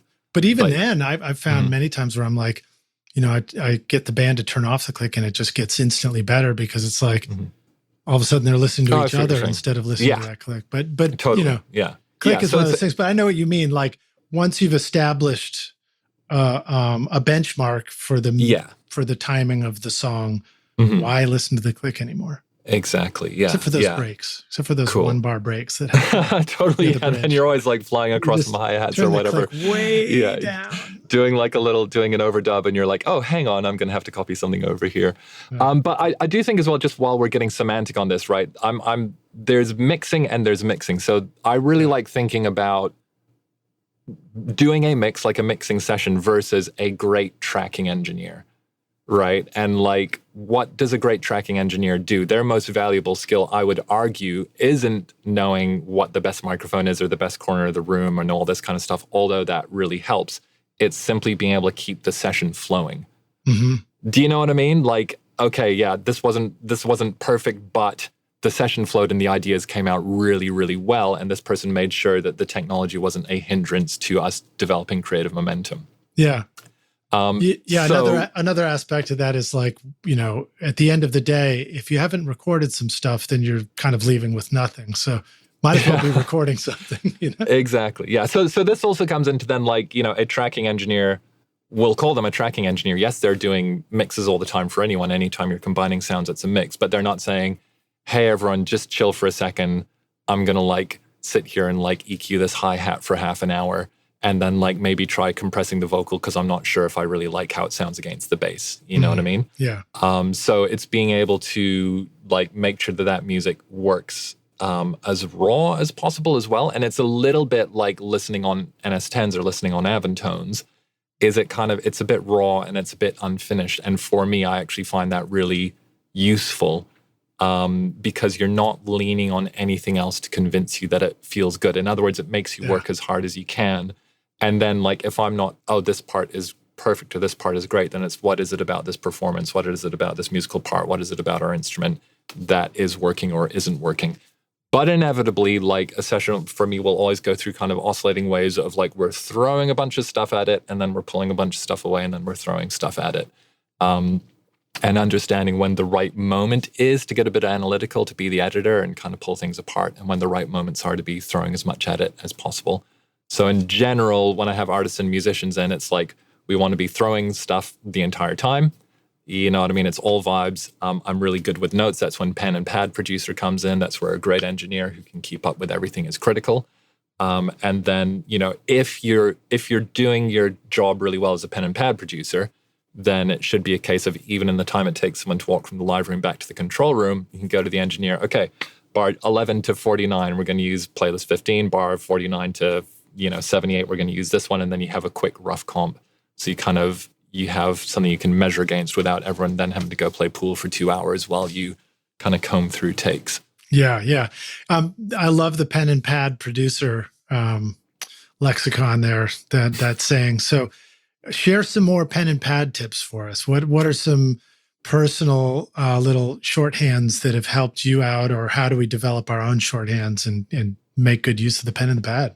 Okay, this is. And by the way, we only use pencils at the Toy Box Studio. Oh, damn! Look at you. What's your formulation on your pencil? You're a 2B kind of guy. It's a number 2, of course. Number 2, but okay. Amazon Basics. I'm embarrassed to say, but well sharpened.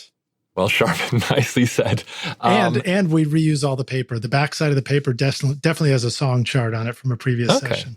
Nice. So, I mean, song charts are great. Like just like knowing what's happening at the bar numbers, understanding which parts you're working on. So in general, like I just have a kind of a smaller, what's a half of a letter size notebook?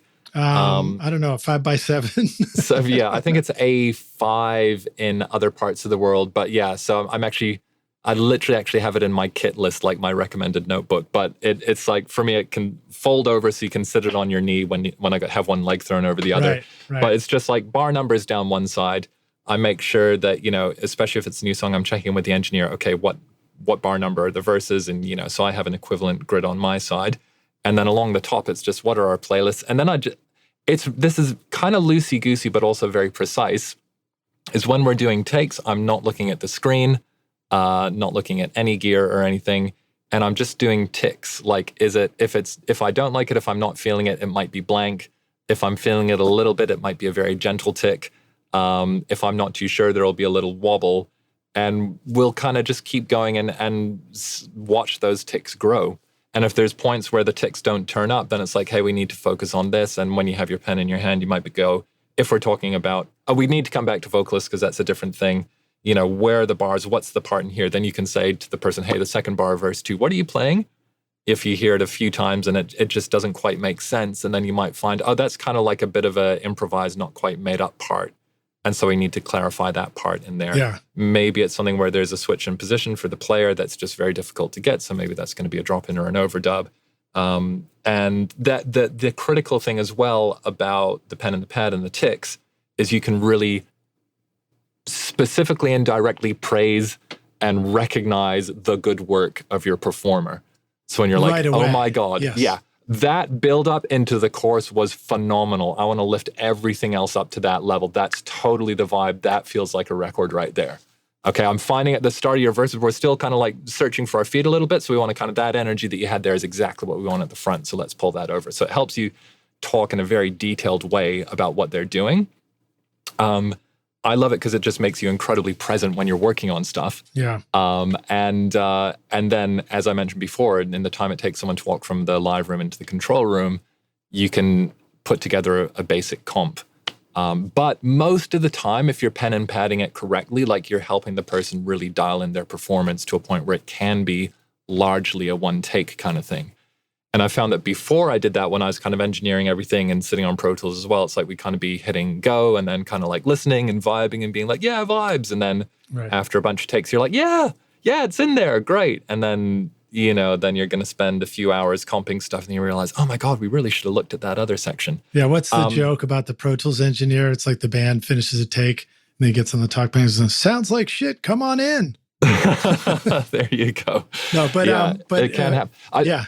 Okay, this is the other killer tip for everyone. This is really simple, but for lyrics or for vocalists, I get a lyric sheet beforehand and I'll do a kind of abbreviated version of the phrases. So like kind of first letter of each word.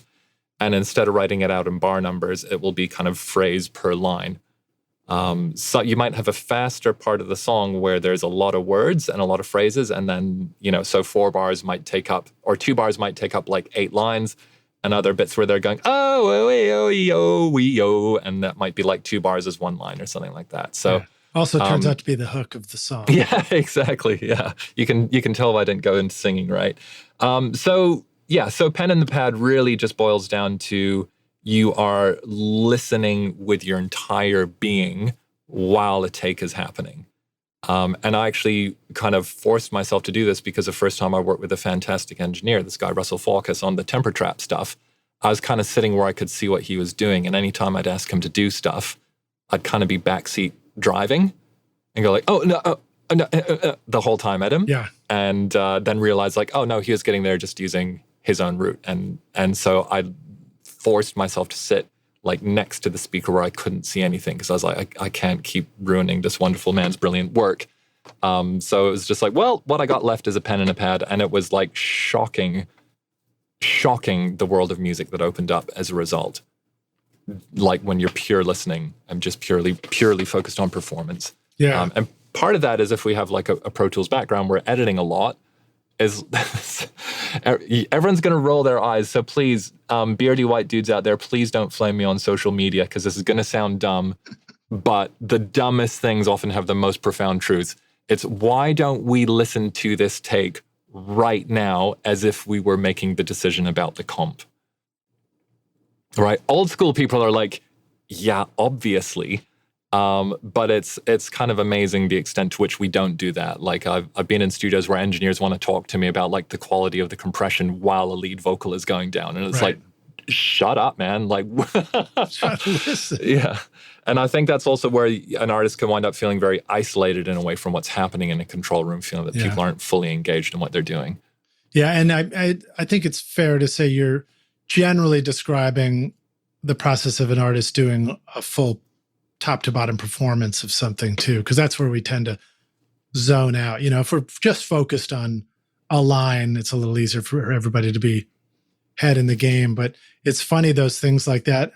I'll share a pencil and paper version that's helped me out as an engineer working with a singer. Those times where there's 8 repeated lines or something, there's like 8 phrases to the outro.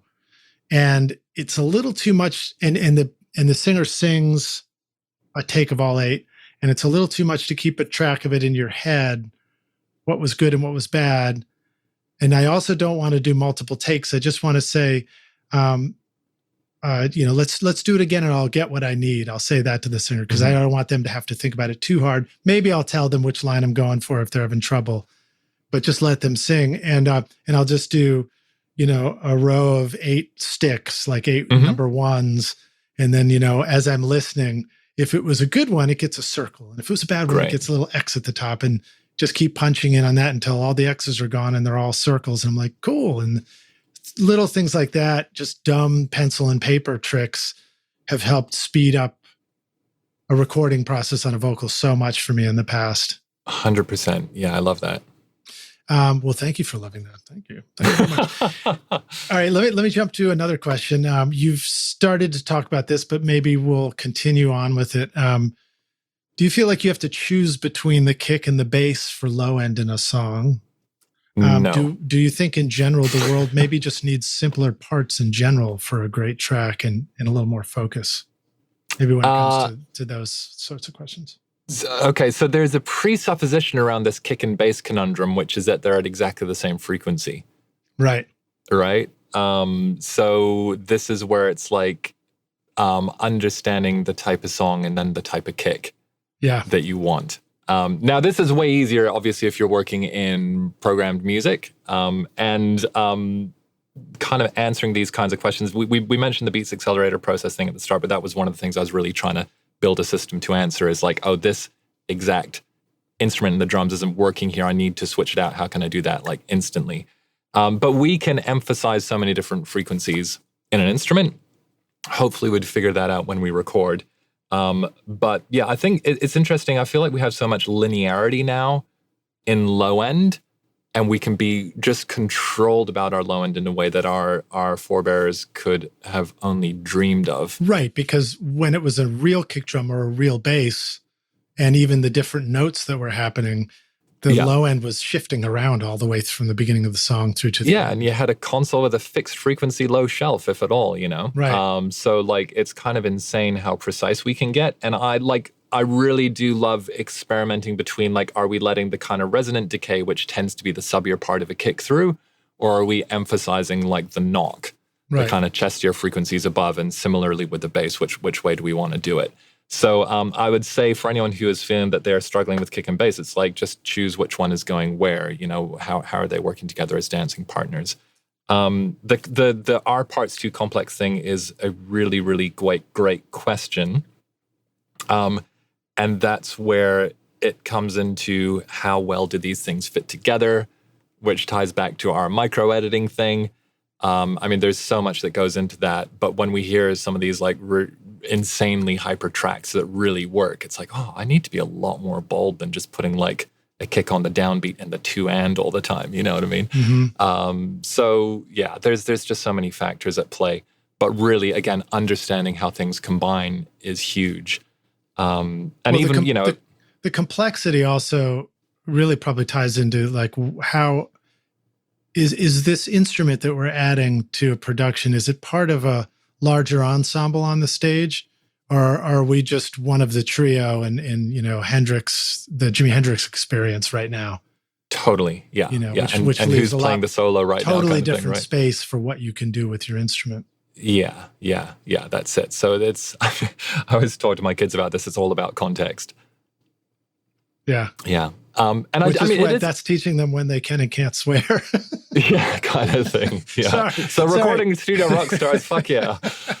But just another thing, like, especially if this is for your rock stars out there, like if you are working on your own productions and you're finding it hard to get everything work together, but you might know that you want a more complex sound, then think really hard about composition and production on the horizontal dimension as well as the vertical dimension. If we're looking at a screen, I think what a lot of people tend to do is, myself included, is you'll just start layering and layering and layering and layering. Whereas you could have that same amount of instruments, but they are taking turns. Basically, there's a lot more choreography and a lot more of a handoff going on. Yeah. And I think mean almost in terms of subdivisions, Well, not necessarily like we got, across 1,000,001 things, but, what's happening in this 4 bars or this 8 bars or this sound that's kind of going the whole way. What happens if that just played in this one gap between 2 other things? Right, or, right. how do we help our production unfold across time in a really interesting way, because great music is change over time, or it's manipulating change over time. And I think especially if we're writing on more electronically leaning stuff, even if we're doing band instruments, but we're starting off writing a loop with, Pro Drummer and Logic or whatever, it's very easy just to get into like, okay, now I'm going to add another thing on top and on top and on top, instead of going like, okay, this is a great idea. What happens next? What's the section we go into? How can we achieve some contrast and impact from things coming in and out? And then, in a way, just going back to that whole point about if you want to have complexity in your music, then getting intricate about moments in your arrangement, moments in your production becomes huge. Like I love this term turnarounds, and I talk to people in my programs about this all the time. It's a fancy way of saying fill, but you can have turnarounds in your mixes, turnarounds in your programming, turnarounds in your playing. It's the kind of what's that moment where things all get thrown up in the air before they land back together. Yeah, we call them channels sometimes, or like channels. Oh, pre-choruses. Nice. Yeah. It's like a fun kind of visual analogy is an Olympic swimmer or whatever doing the tumble roll at the end of a lap. Right. What's that kind of move that breaks up the regular movement that refreshes you? So even if you're actually going back into exactly the same thing, is there like a moment, a breath that gives the ear a chance to kind of shake loose of whatever it's focused on? Well, an EDM, classic EDM dubstep move would be the rise before the drop, the bass drop again. If you don't have, I would argue we're going way more specific than that, right? So rise might be building up across like 4 bars or so. So that's a lovely change across time. But what's happening between beat 4 and the downbeat? You know what I mean? Or from beat 3 to the downbeat, or that last bar. If you've ever played a wind instrument, anyone, if you're a singer, it's a really nice way to think about it is like what's the inhale before the next note? Yeah. And kind of thinking about whether it's your mixes or your performances or your programming, kind of a little bit orchestrally like that, like the conductor goes, and then we go into the downbeat. So whereas a kind of early mistake I see a lot, and I'm only saying mistake I see a lot, everyone, because I streamed on Twitch for over 500 hours during the pandemic and gave feedback on literally hundreds of tracks, is that there's a lot of like, here's the chorus, but things just butt straight into it. You have all these kind of tails hanging over and blah, blah, blah, blah, blah. So well, turnarounds. Stuff that comes to mind. If it's a guitar part, it's that change before you go to the chorus chord where it's like sometimes there's that open string non-chord chord happening, and you're like, what happens if you didn't do that and there was a breath there? In the world of but bass that stuff guitar, could also be like rock and roll, you know what I mean? Right, it can be just I miss bands where the guitars are feeding back. Yeah. Electric guitar, I want feedback. I want like in the moments in between. I want this to sound dangerous and alive and sweaty, you know what I mean? But even synths used to do that. Even synths used to have like electric guitar patches where they do the modulation of feedback. Yeah, totally. Yeah. And that all comes back to just the thing you were saying before, right? About like making sure you have that humanity in those moments of modulation. When does it come from a performance and when does it come from us in the control room, so to speak? Howdy, rock stars. Do you ever feel like you're spending all this time watching YouTube videos, trying out mixing tricks, and tweaking version after version of your mixes, but it's just like not getting you anywhere? Have you ever wished that you could have more of a simple and straightforward process for creating a pro mix that wouldn't take you years to learn? Look, what if you could have a Grammy-winning mix engineer who understood all of your mixing struggles and could actually coach you through them? If these are any of the questions that you're struggling with, then the Ultimate Mixing Masterclass is just for you. Now you can discover this proven step-by-step mixing system from Grammy-winning mixer Craig Alvin for consistently creating a pro-quality mix from your home studio that will sound amazing everywhere. Listen to this quote from one of the students. Absolutely the most informative and helpful block of information and mentoring on the mix process I've ever been a part of. It was like sitting behind a mix engineer for years, watching and picking up tips along the way, condensed into a 6 to 7 hour session. That's from David P. Look, if you already understand the basics of mixing, but you're ready to take your mixes to Grammy-winning quality, then go to ultimatemixingmasterclass.com and check it out. In fact, I'm so confident that you're going to love this that if you can't get a great sounding mix within 30 days, just send me an email and I'll give you a full refund, no questions asked. So go ahead and take your mixes to the next level like you know you want to at ultimatemixingmasterclass.com. Well, and I want to add to that, to me, another one that I'm constantly trying to understand is bass. So I mentioned this many times on the show, but bass can be hugely powerful, but its power comes from it not being there. The spaces in between the bass notes can add a great deal of power to a bass note happening. And if you forget that, if you, whether it's your drums, your bass, your guitar, your synths, and you just kind of stumble right over that opportunity, that space between the 3 and the 4, it's like, oh my God, you just missed an incredible opportunity for a groove or for a breath or a rhythm or something to happen there. Even the way that stuff just translates down the mix chain to what's going on in the compressor and how the compressor could have enhanced that moment. Absolutely. I think that's such a great point. And I hope you repeat it over and over for your listeners. And yeah, it's really like you're mentioning down the mix chain. And I want everyone to also think about like all the way down to the final playback system. Like giving your speaker cones a chance to reset before a downbeat. Yeah. Like baller move. Yeah. Yeah. I love it, man.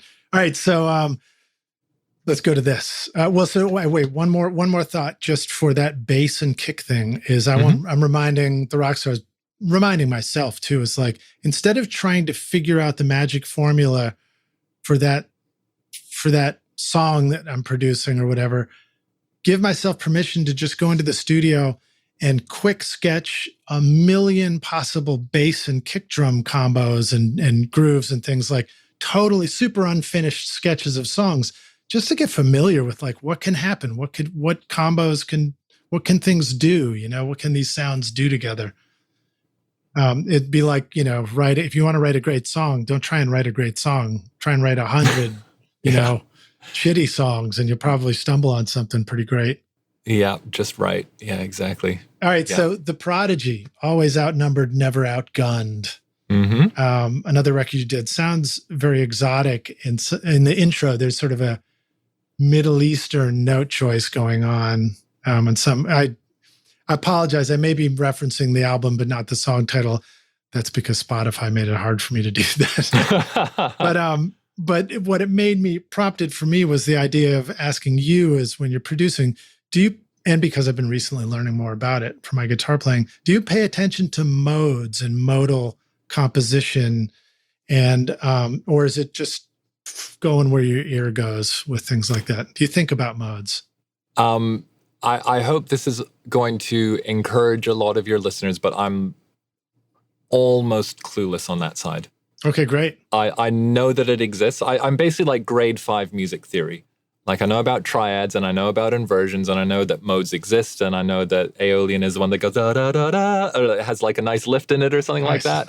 But yeah, I'm not like next level music theory at all, but I do feel confident enough to talk to musicians about what they're doing, if that makes sense. So, I can be like, the thing on top, what's the one on top doing? Yeah, that one needs to go down. Like I can do that kind of thing. But yeah, I'm definitely not next level music theory. But this isn't, in a way, it's like when you're asking me about the instruments I play, like everything is high school level except for how we stick it all together. I feel like how we put it all together, like I'm next level on another dimension. Which is actually, I think Prodigy have a sample of that. Next level on another dimension, play Coast Attention on an early one. Awesome. And so it's really like an understanding of how we put all these things together. And, for me, I'm very comfortable not being the smartest person in the room in all these other aspects and leaning on the people I'm working with to understand that or to bring that to the table, if that makes sense. Yeah, and I think that's great. And I think that I am very familiar with that because I've been there and I enjoy learning and advancing my knowledge of things, of music, because it helps me play, compose, communicate in the studio.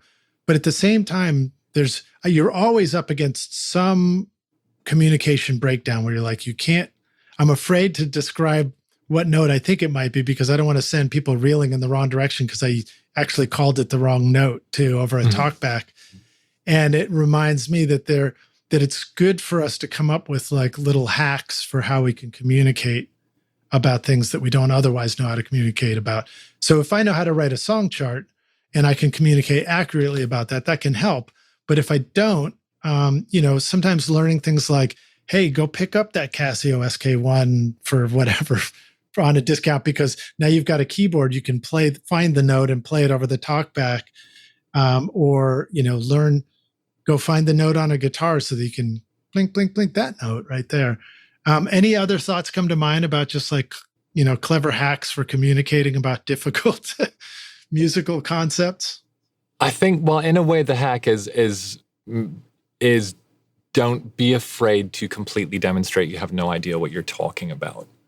Do you know what I mean? Like, make yourself humble with your collaborators. Don't be shy of the fact that you're straying into territory where you're over your head, because we should all understand that we're trying to create something that reaches an end listener who can't use any of this language. Right. And that cuts two ways. So if we're getting a mixed note from someone, and, the classic thing people roll their eyes over is like, they said, make it more blue. And it's like, I would way rather make it more blue than, I think there's too much 1.2 kilohertz in something. Right. Do you know what I mean?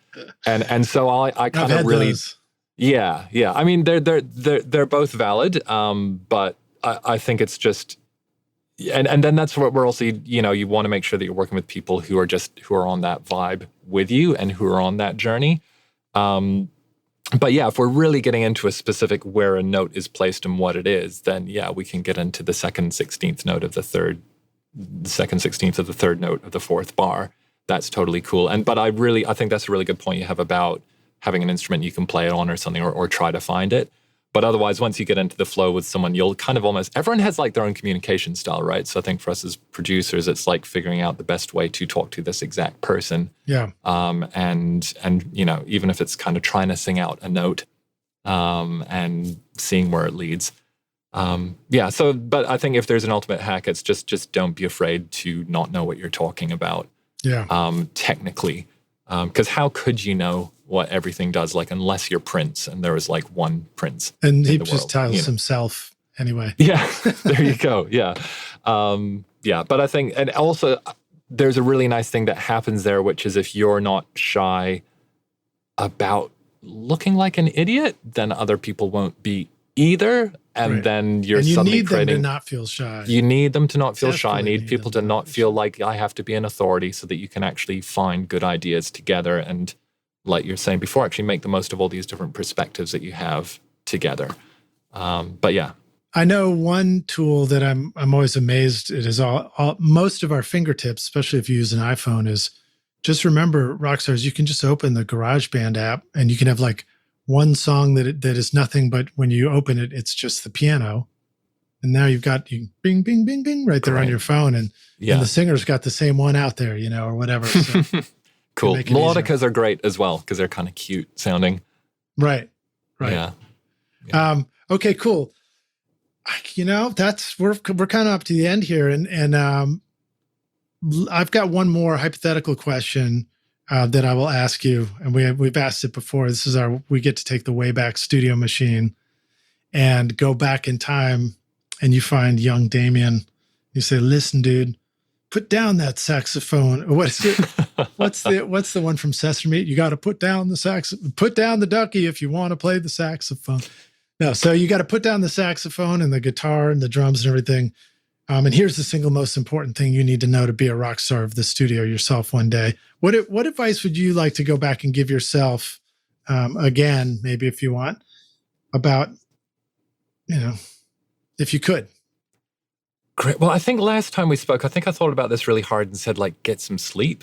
If we between then and now, you've gotten some sleep. So now what? Yeah, exactly. So assuming that we've already said that, oh goodness, I'm kind of torn between make sure you get outside, something a little bit life balance, but it's like I'm trying to figure out how to articulate this. Perhaps many people who've gone through the traditional studio role would what's the word? would resonate with this one. Like, you got into producing records because you like making music. And even though your focus is on working on other people's records, which mine very much is, I'm completely into that, it would just be like, make sure you're still putting out your own stuff. Yeah. And I think in this day and age, more than anything, that's relevant. And the reason I say that isn't just because it's like, yo, then you'd have a 6-side project, but was because I got really terrified of sharing my own creative ideas with a lot of the people that I worked with. Because I'm going to say, like, when I was young, I was working with like some of the coolest people on the planet. And I was beaten and up and bullied at school for being a fucking nerd. So it was like I was too scared about doing something where they wouldn't think I was cool anymore.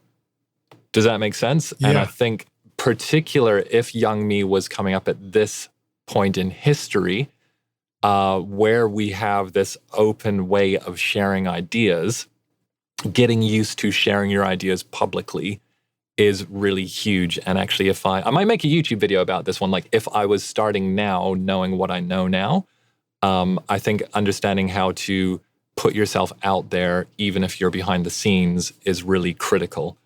And we mentioned actually, you know, like I've done some TikToks and done some Instagram stuff, and I was actually terrified about sharing those kinds of things, just talking about stuff like we talk about here on this podcast. Like I mentioned the one about mixing. I was terrified that if I put those out, or I was actually quite convinced that like a bunch of like the New York cool people that I know would never talk to me again, or people I hadn't talked to in years. And I was like, oh, well, you know what? I'm trying to help all these other people. Like if this cool person thinks I'm an idiot, I'm okay with it. And literally like after I put a bunch of them out, cool person who I hadn't spoken to in 5 years messaged me saying, hey, I love those videos. Right, right. Do you know what I mean? So in a way, this is kind of, I wish I could have summed this up as a one-liner, but it's like, don't be afraid of putting yourself out there, still having a channel for your own creativity, because also that will attract opportunities you may never have thought of. And I am noticing on a very just like practical level, a lot of people who came up at the same point as me have made bigger breakthroughs after they put out like some of their own stuff. Even like Paul Epworth blew up after he did the phone stuff for a couple of years, you know what I mean? And I see it all the time, like James Ford did all the Simian Mobile Disco stuff. So really, I think I was playing too small and like I have to just be a behind the scenes person and not have any kind of an artistic side. Yeah. And also I was working like 18 hours a day, 7 days a week for like 10 years. So where the hell are you going to find the time for that? But yeah, Liz, does that kind of totally underlying lesson make sense? Yeah, just like keep putting yourself out there. Don't be shy. Be yourself. Create the opportunity for people on your wavelength to find you. Because especially we're also in an era now where people go to Spotify and they don't see your credit unless you happen to be on stuff. You know, I love all the new Jackster stuff. 2/3 of my discography is not on there. Same with Muso.ai. You know, I've spoken to the companies, they've been like really nice. And it's like, okay, send us proof about everything. And we need letters from the management. We needed this and this. And it's like, I have credits on these records, but they didn't get into their system for some reason. So you could Google me and only find like 5%, if you're lucky, of what I've done. So having a way to just share what you're doing and document what you're doing. Great book about that, by the way. Austin Kleon has a book called Share Your Work, which fundamentally transformed the way I thought about that, especially coming from a, end of the 20th century British studio model where it's like, you know, and especially if you come up as being an intern or a runner or the traditional studio system, the first thing you learn is how to sit in the corner of the room and not get in the way. Yeah. Which is a valuable skill. So you need to know how to do both. Well, I mean, as a friend and guest, Ian Shepherd, has mentioned on the show, you know, sort of like he was sort of joking about, you know, the British way is to be, you know, like, I don't know if I'm going to say I'm a rock star. I'm ready to rock. You know, it's like, so maybe there's like a built-in, you know, there's a reservedness that is sophisticated. Totally. You know, well, it's, I mean, it's, if you don't mind another tangent, like, you know, for everyone, I think you mentioned, like, I live in Los Angeles now. I was born in Canada, teenager in New Zealand, came up through the British studio system in my 20s. And it's like, I'm going to do some real over-exaggerated stereotypes. But in the UK, it's like you have to pretend like everything was an accident. Like you don't want to look like a pretentious twat. Right. You know, and so success just fell into my lap. Yes, well, I just turned up to the studio one day, and this is what we discovered. You know, it's all very kind of by happenstance. I think there's a lot of the kind of the class system in there as well. And then when you come to somewhere like LA, you have to just be used to saying, "This is what I'm into. This is what I do." Yeah. And the British person gets super offended because they think, "What an asshole!" But once you realize, like, "Hey, we're all trying to do something here. I'm just going to share what it is I do." Then you're actually doing people a disservice. You're kind of like wasting someone's time if you're not actually going to talk about what you do and who you are, like expecting them to figure it out. Right. You know, Right. One of the most talented people I know in the world, Matt Robertson, one of my best friends, like it took me about 6 or 7 years to figure out most of the things he could do.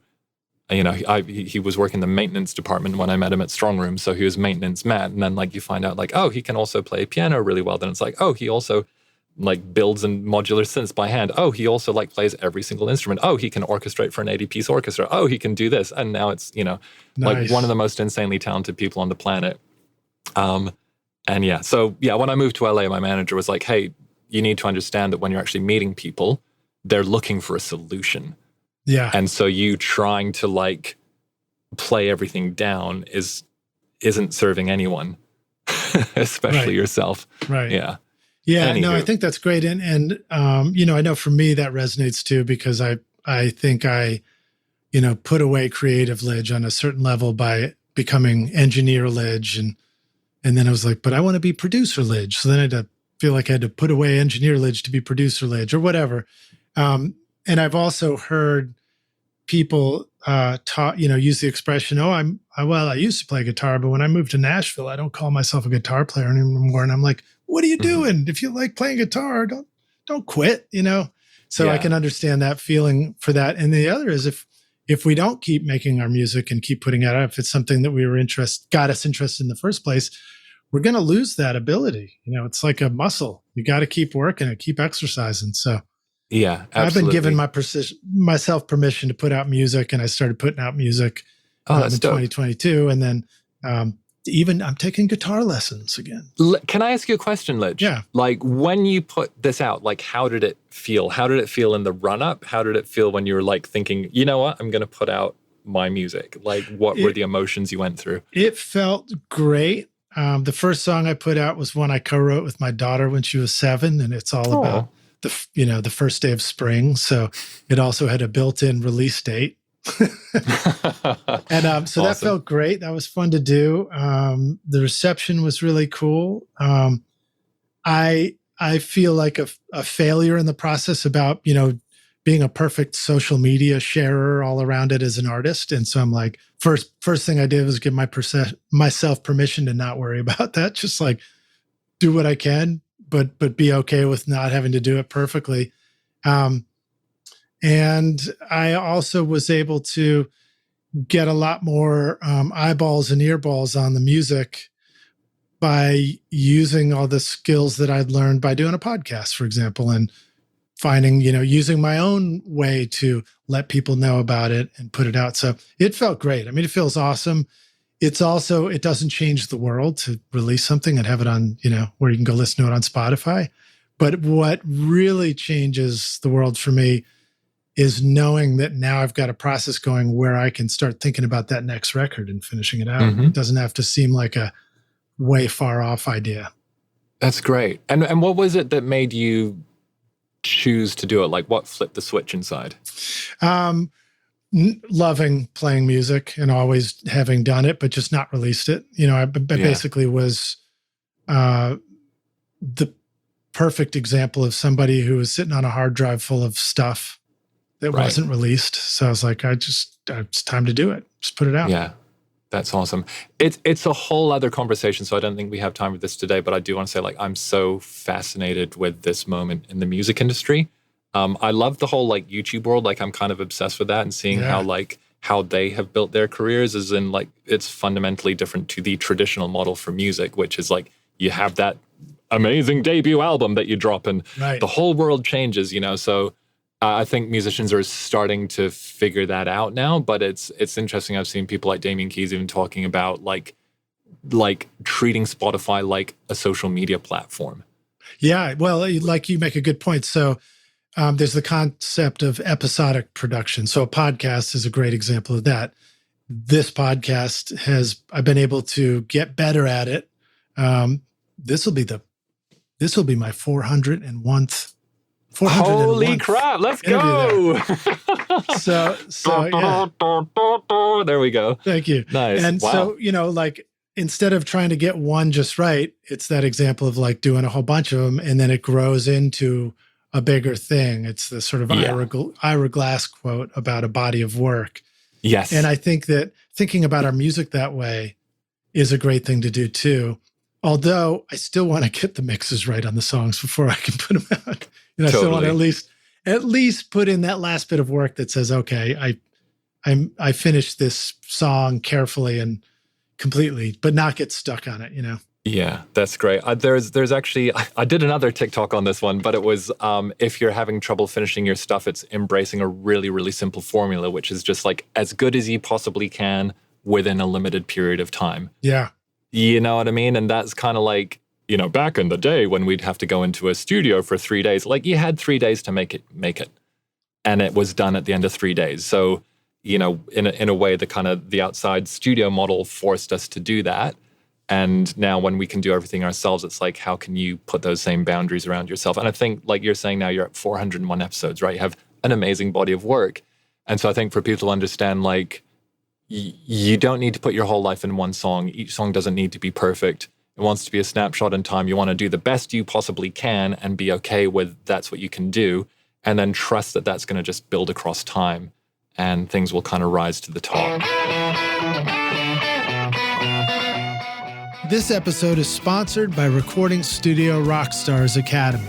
Are you ready to take your recording, mixing, and mastering to the next level and make your best record ever? Then visit the Academy to find the course that's right for you. Want to record killer drums in your studio? Then check out Rockstars of Drums to learn how to record, edit, and mix pro-sounding drums with a professional Nashville session drummer in a Grammy-winning studio. Or if you're ready to start mastering your own records at home, then check out Rockstars of Mastering, where I walk you through exactly how I mastered my own record, Skadoosh, the soundtrack to this podcast, in fact, using nothing but plugins in PreSonus Studio One. These techniques would work for you no matter what DAW you're using right now. And if mixing is your focus, then check out my free course, Mix Master Bundle, where I show you how to mix using stock and free plugins in Pro Tools. Plus, you get a look at how I recorded everything in my studio and multi-track downloads to practice your mixing and even include in your mix portfolio if you want. Are you ready to make your best record ever? Then go to mixmasterbundle.com to get started now, or look for the clickable link in the show notes of this episode.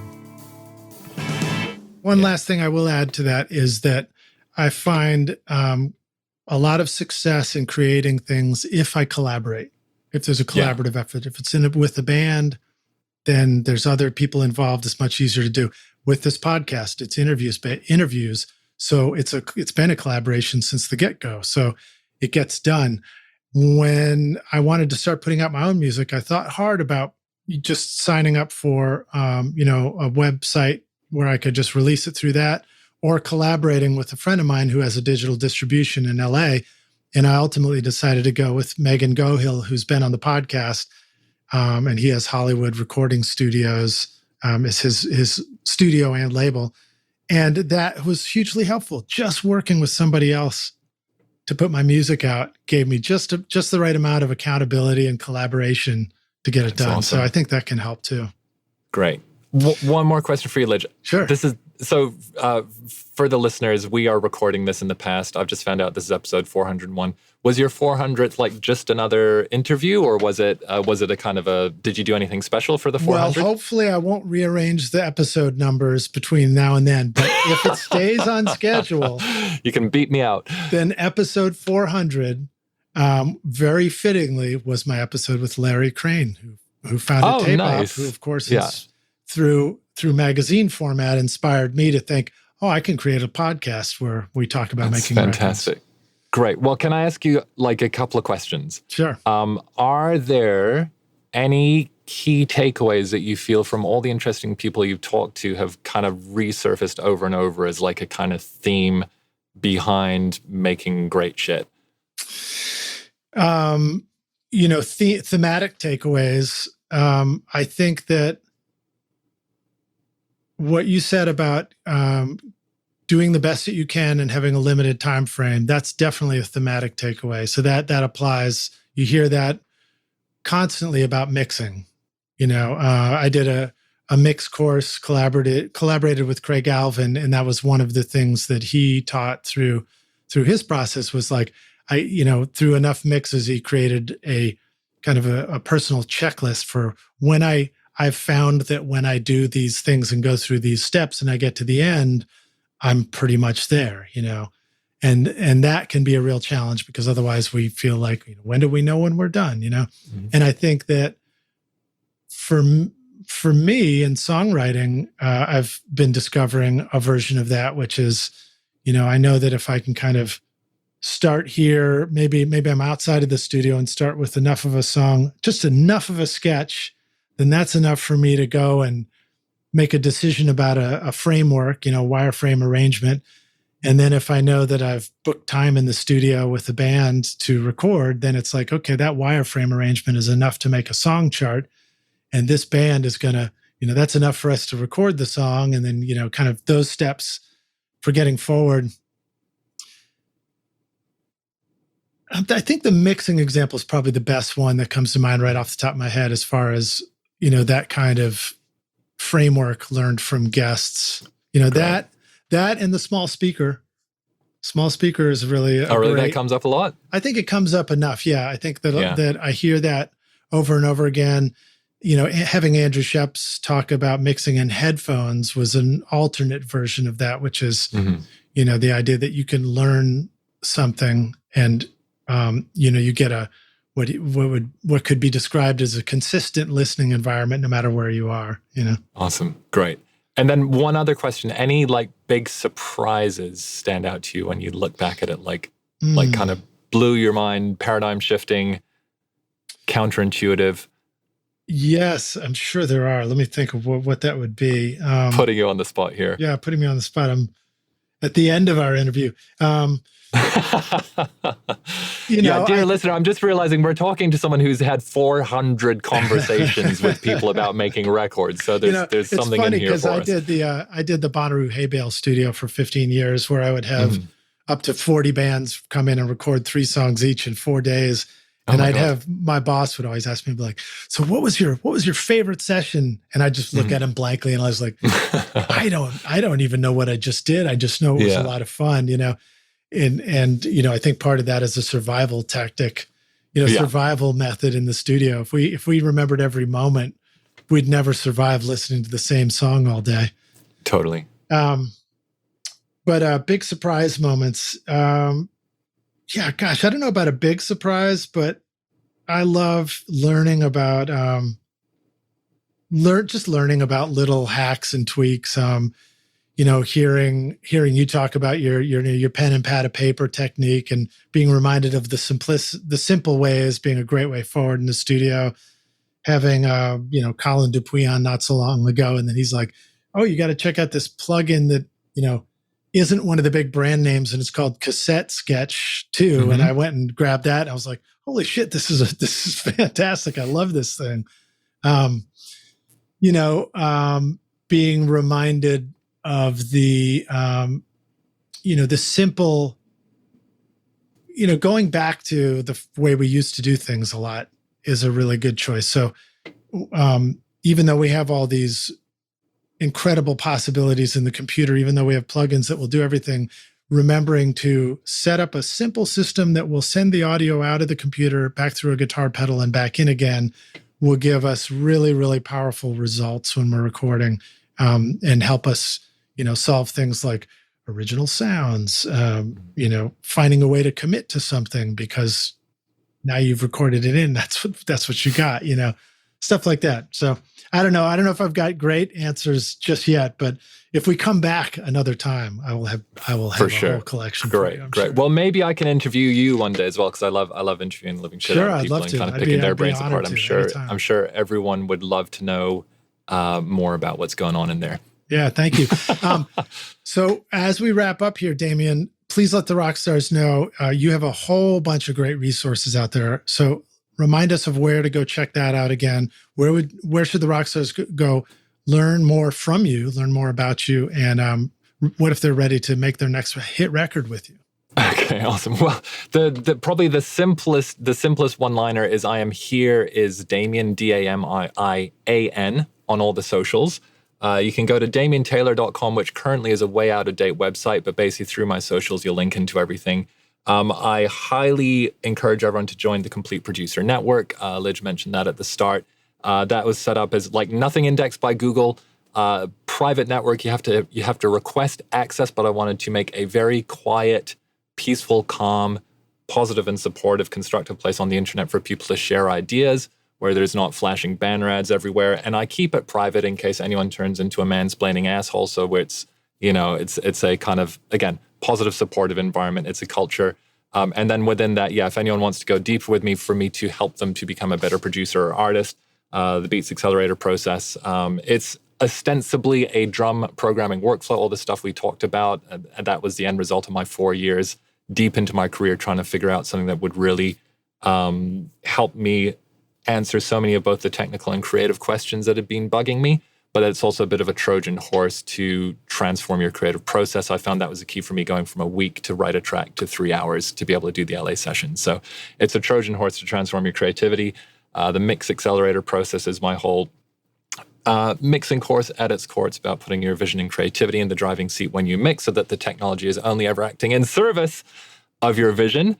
But I've also I was going, do I make a beginner's and then an intermediate mixer course? And I was like, you know what I'm going to do is I'm going to add all these bonuses in that share literally everything I've figured out. So everything is in there, from like my entire client flow, my templates, everything about running a mixing business. And then of course there's like the low end theory, like 5-hour course, and the bus processing course and all that kind of stuff. But fundamentally it's rewiring your brain so that it's your vision and creativity leaning. So that's a great place to go if you're wanting to learn the basics, but then when you've learned that, you want to keep advancing it, you can just stay right there. Yeah, exactly. Like Mix Accelerator Process, we have like Grammy-winning engineers have been through it, and then they've had huge breakthroughs. We've had beginner mixers go into it. We're going back into the interview now, but in many ways, the most interesting thing about engineering and production is it's like you're learning the same thing over and over again with more and more nuance. Yeah, absolutely. But fundamentally, again, like there's so much information out there, so I just wanted to make like a really clear, here's how we weave everything together, here's how you see the big picture, and critically, here's how you go from like start to finish on something. Here's how you land the arc, and that process that we talked about earlier, where you're in a studio on a session and you learn by being there how you get from start to finish. So you're not kind of caught up in each of the steps as much. And then Damian's Online Studio is like this weekly mastermind that I have, and I wanted to replicate, like you're in the kitchen and all these interesting people walk in and you have a big chat. And so a ton of the members in there like collaborate with each other, hire each other. I do the full, like, if you came in, Lidge, and you're like, just trying to figure out something that you couldn't find the answer for on Google, it's, half therapy session, half just like, here's some technical stuff to try out. That's really fun. And then also I have that set up where I do deals with some of my clients. So I live stream my actual professional sessions top to bottom. So you can kind of jump in there and basically virtually be a fly on the wall for those. Right on. Very cool. Yeah. So, but just go to DamianTaylor.com otherwise and follow the links from there. Awesome. Well, thank you so much. And Rockstars, please go check that stuff out. We'll have links in the show notes as well. And remember to go listen to Damian's music. So check out our playlist.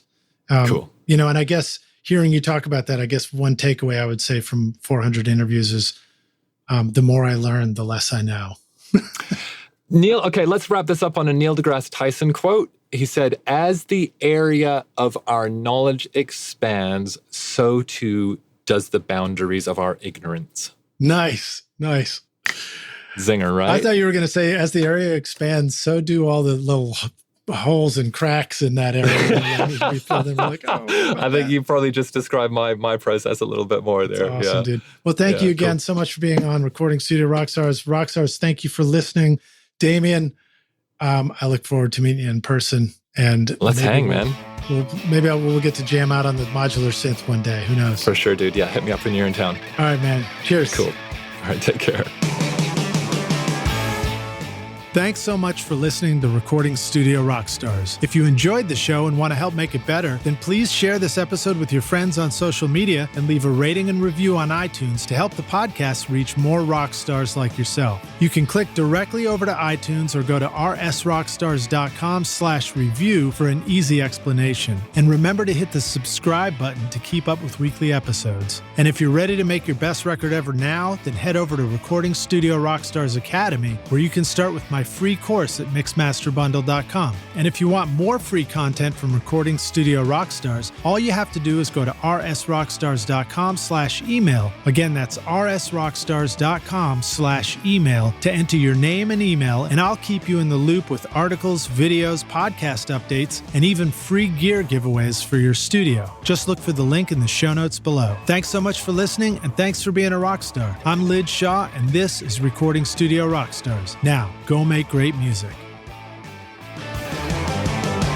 Hey, rock stars. I want to give a big thank you to our amazing sponsors who help make this episode possible. OWC, Jay-Z Microphones, Atom Audio, Isotope, Spectra 1964, and Samply. Plus, remember to use these coupon codes for special discounts. At isotope.com/rockstars, use the coupon code ROCK10 for 10% off any plugin purchase. At jzmic.com, use the code ROCKSTAR for 40% off the V47, V67, or V12 microphones. Plus, get a free shock mount worth $120. And at Samply.app, use the coupon code RSR20 for 20% off. And at recordingstudiorockstars.com/academy, use the coupon ROCKSTAR for 10% off. If you enjoy Recording Studio Rockstars, then please check out our sponsors using the link in our show notes, because it's a great way to help support this show. These are all things that I use in my own studio, and I highly recommend them for your studio as well. They're going to help you make your best record ever. I want to also thank our fantastic team here at Recording Studio Rockstars, Vlad Weselchenko and Braden Stremming, for additional podcast and video production. Thanks so much for listening, rock stars, and we'll see you in the next episode. Cheers.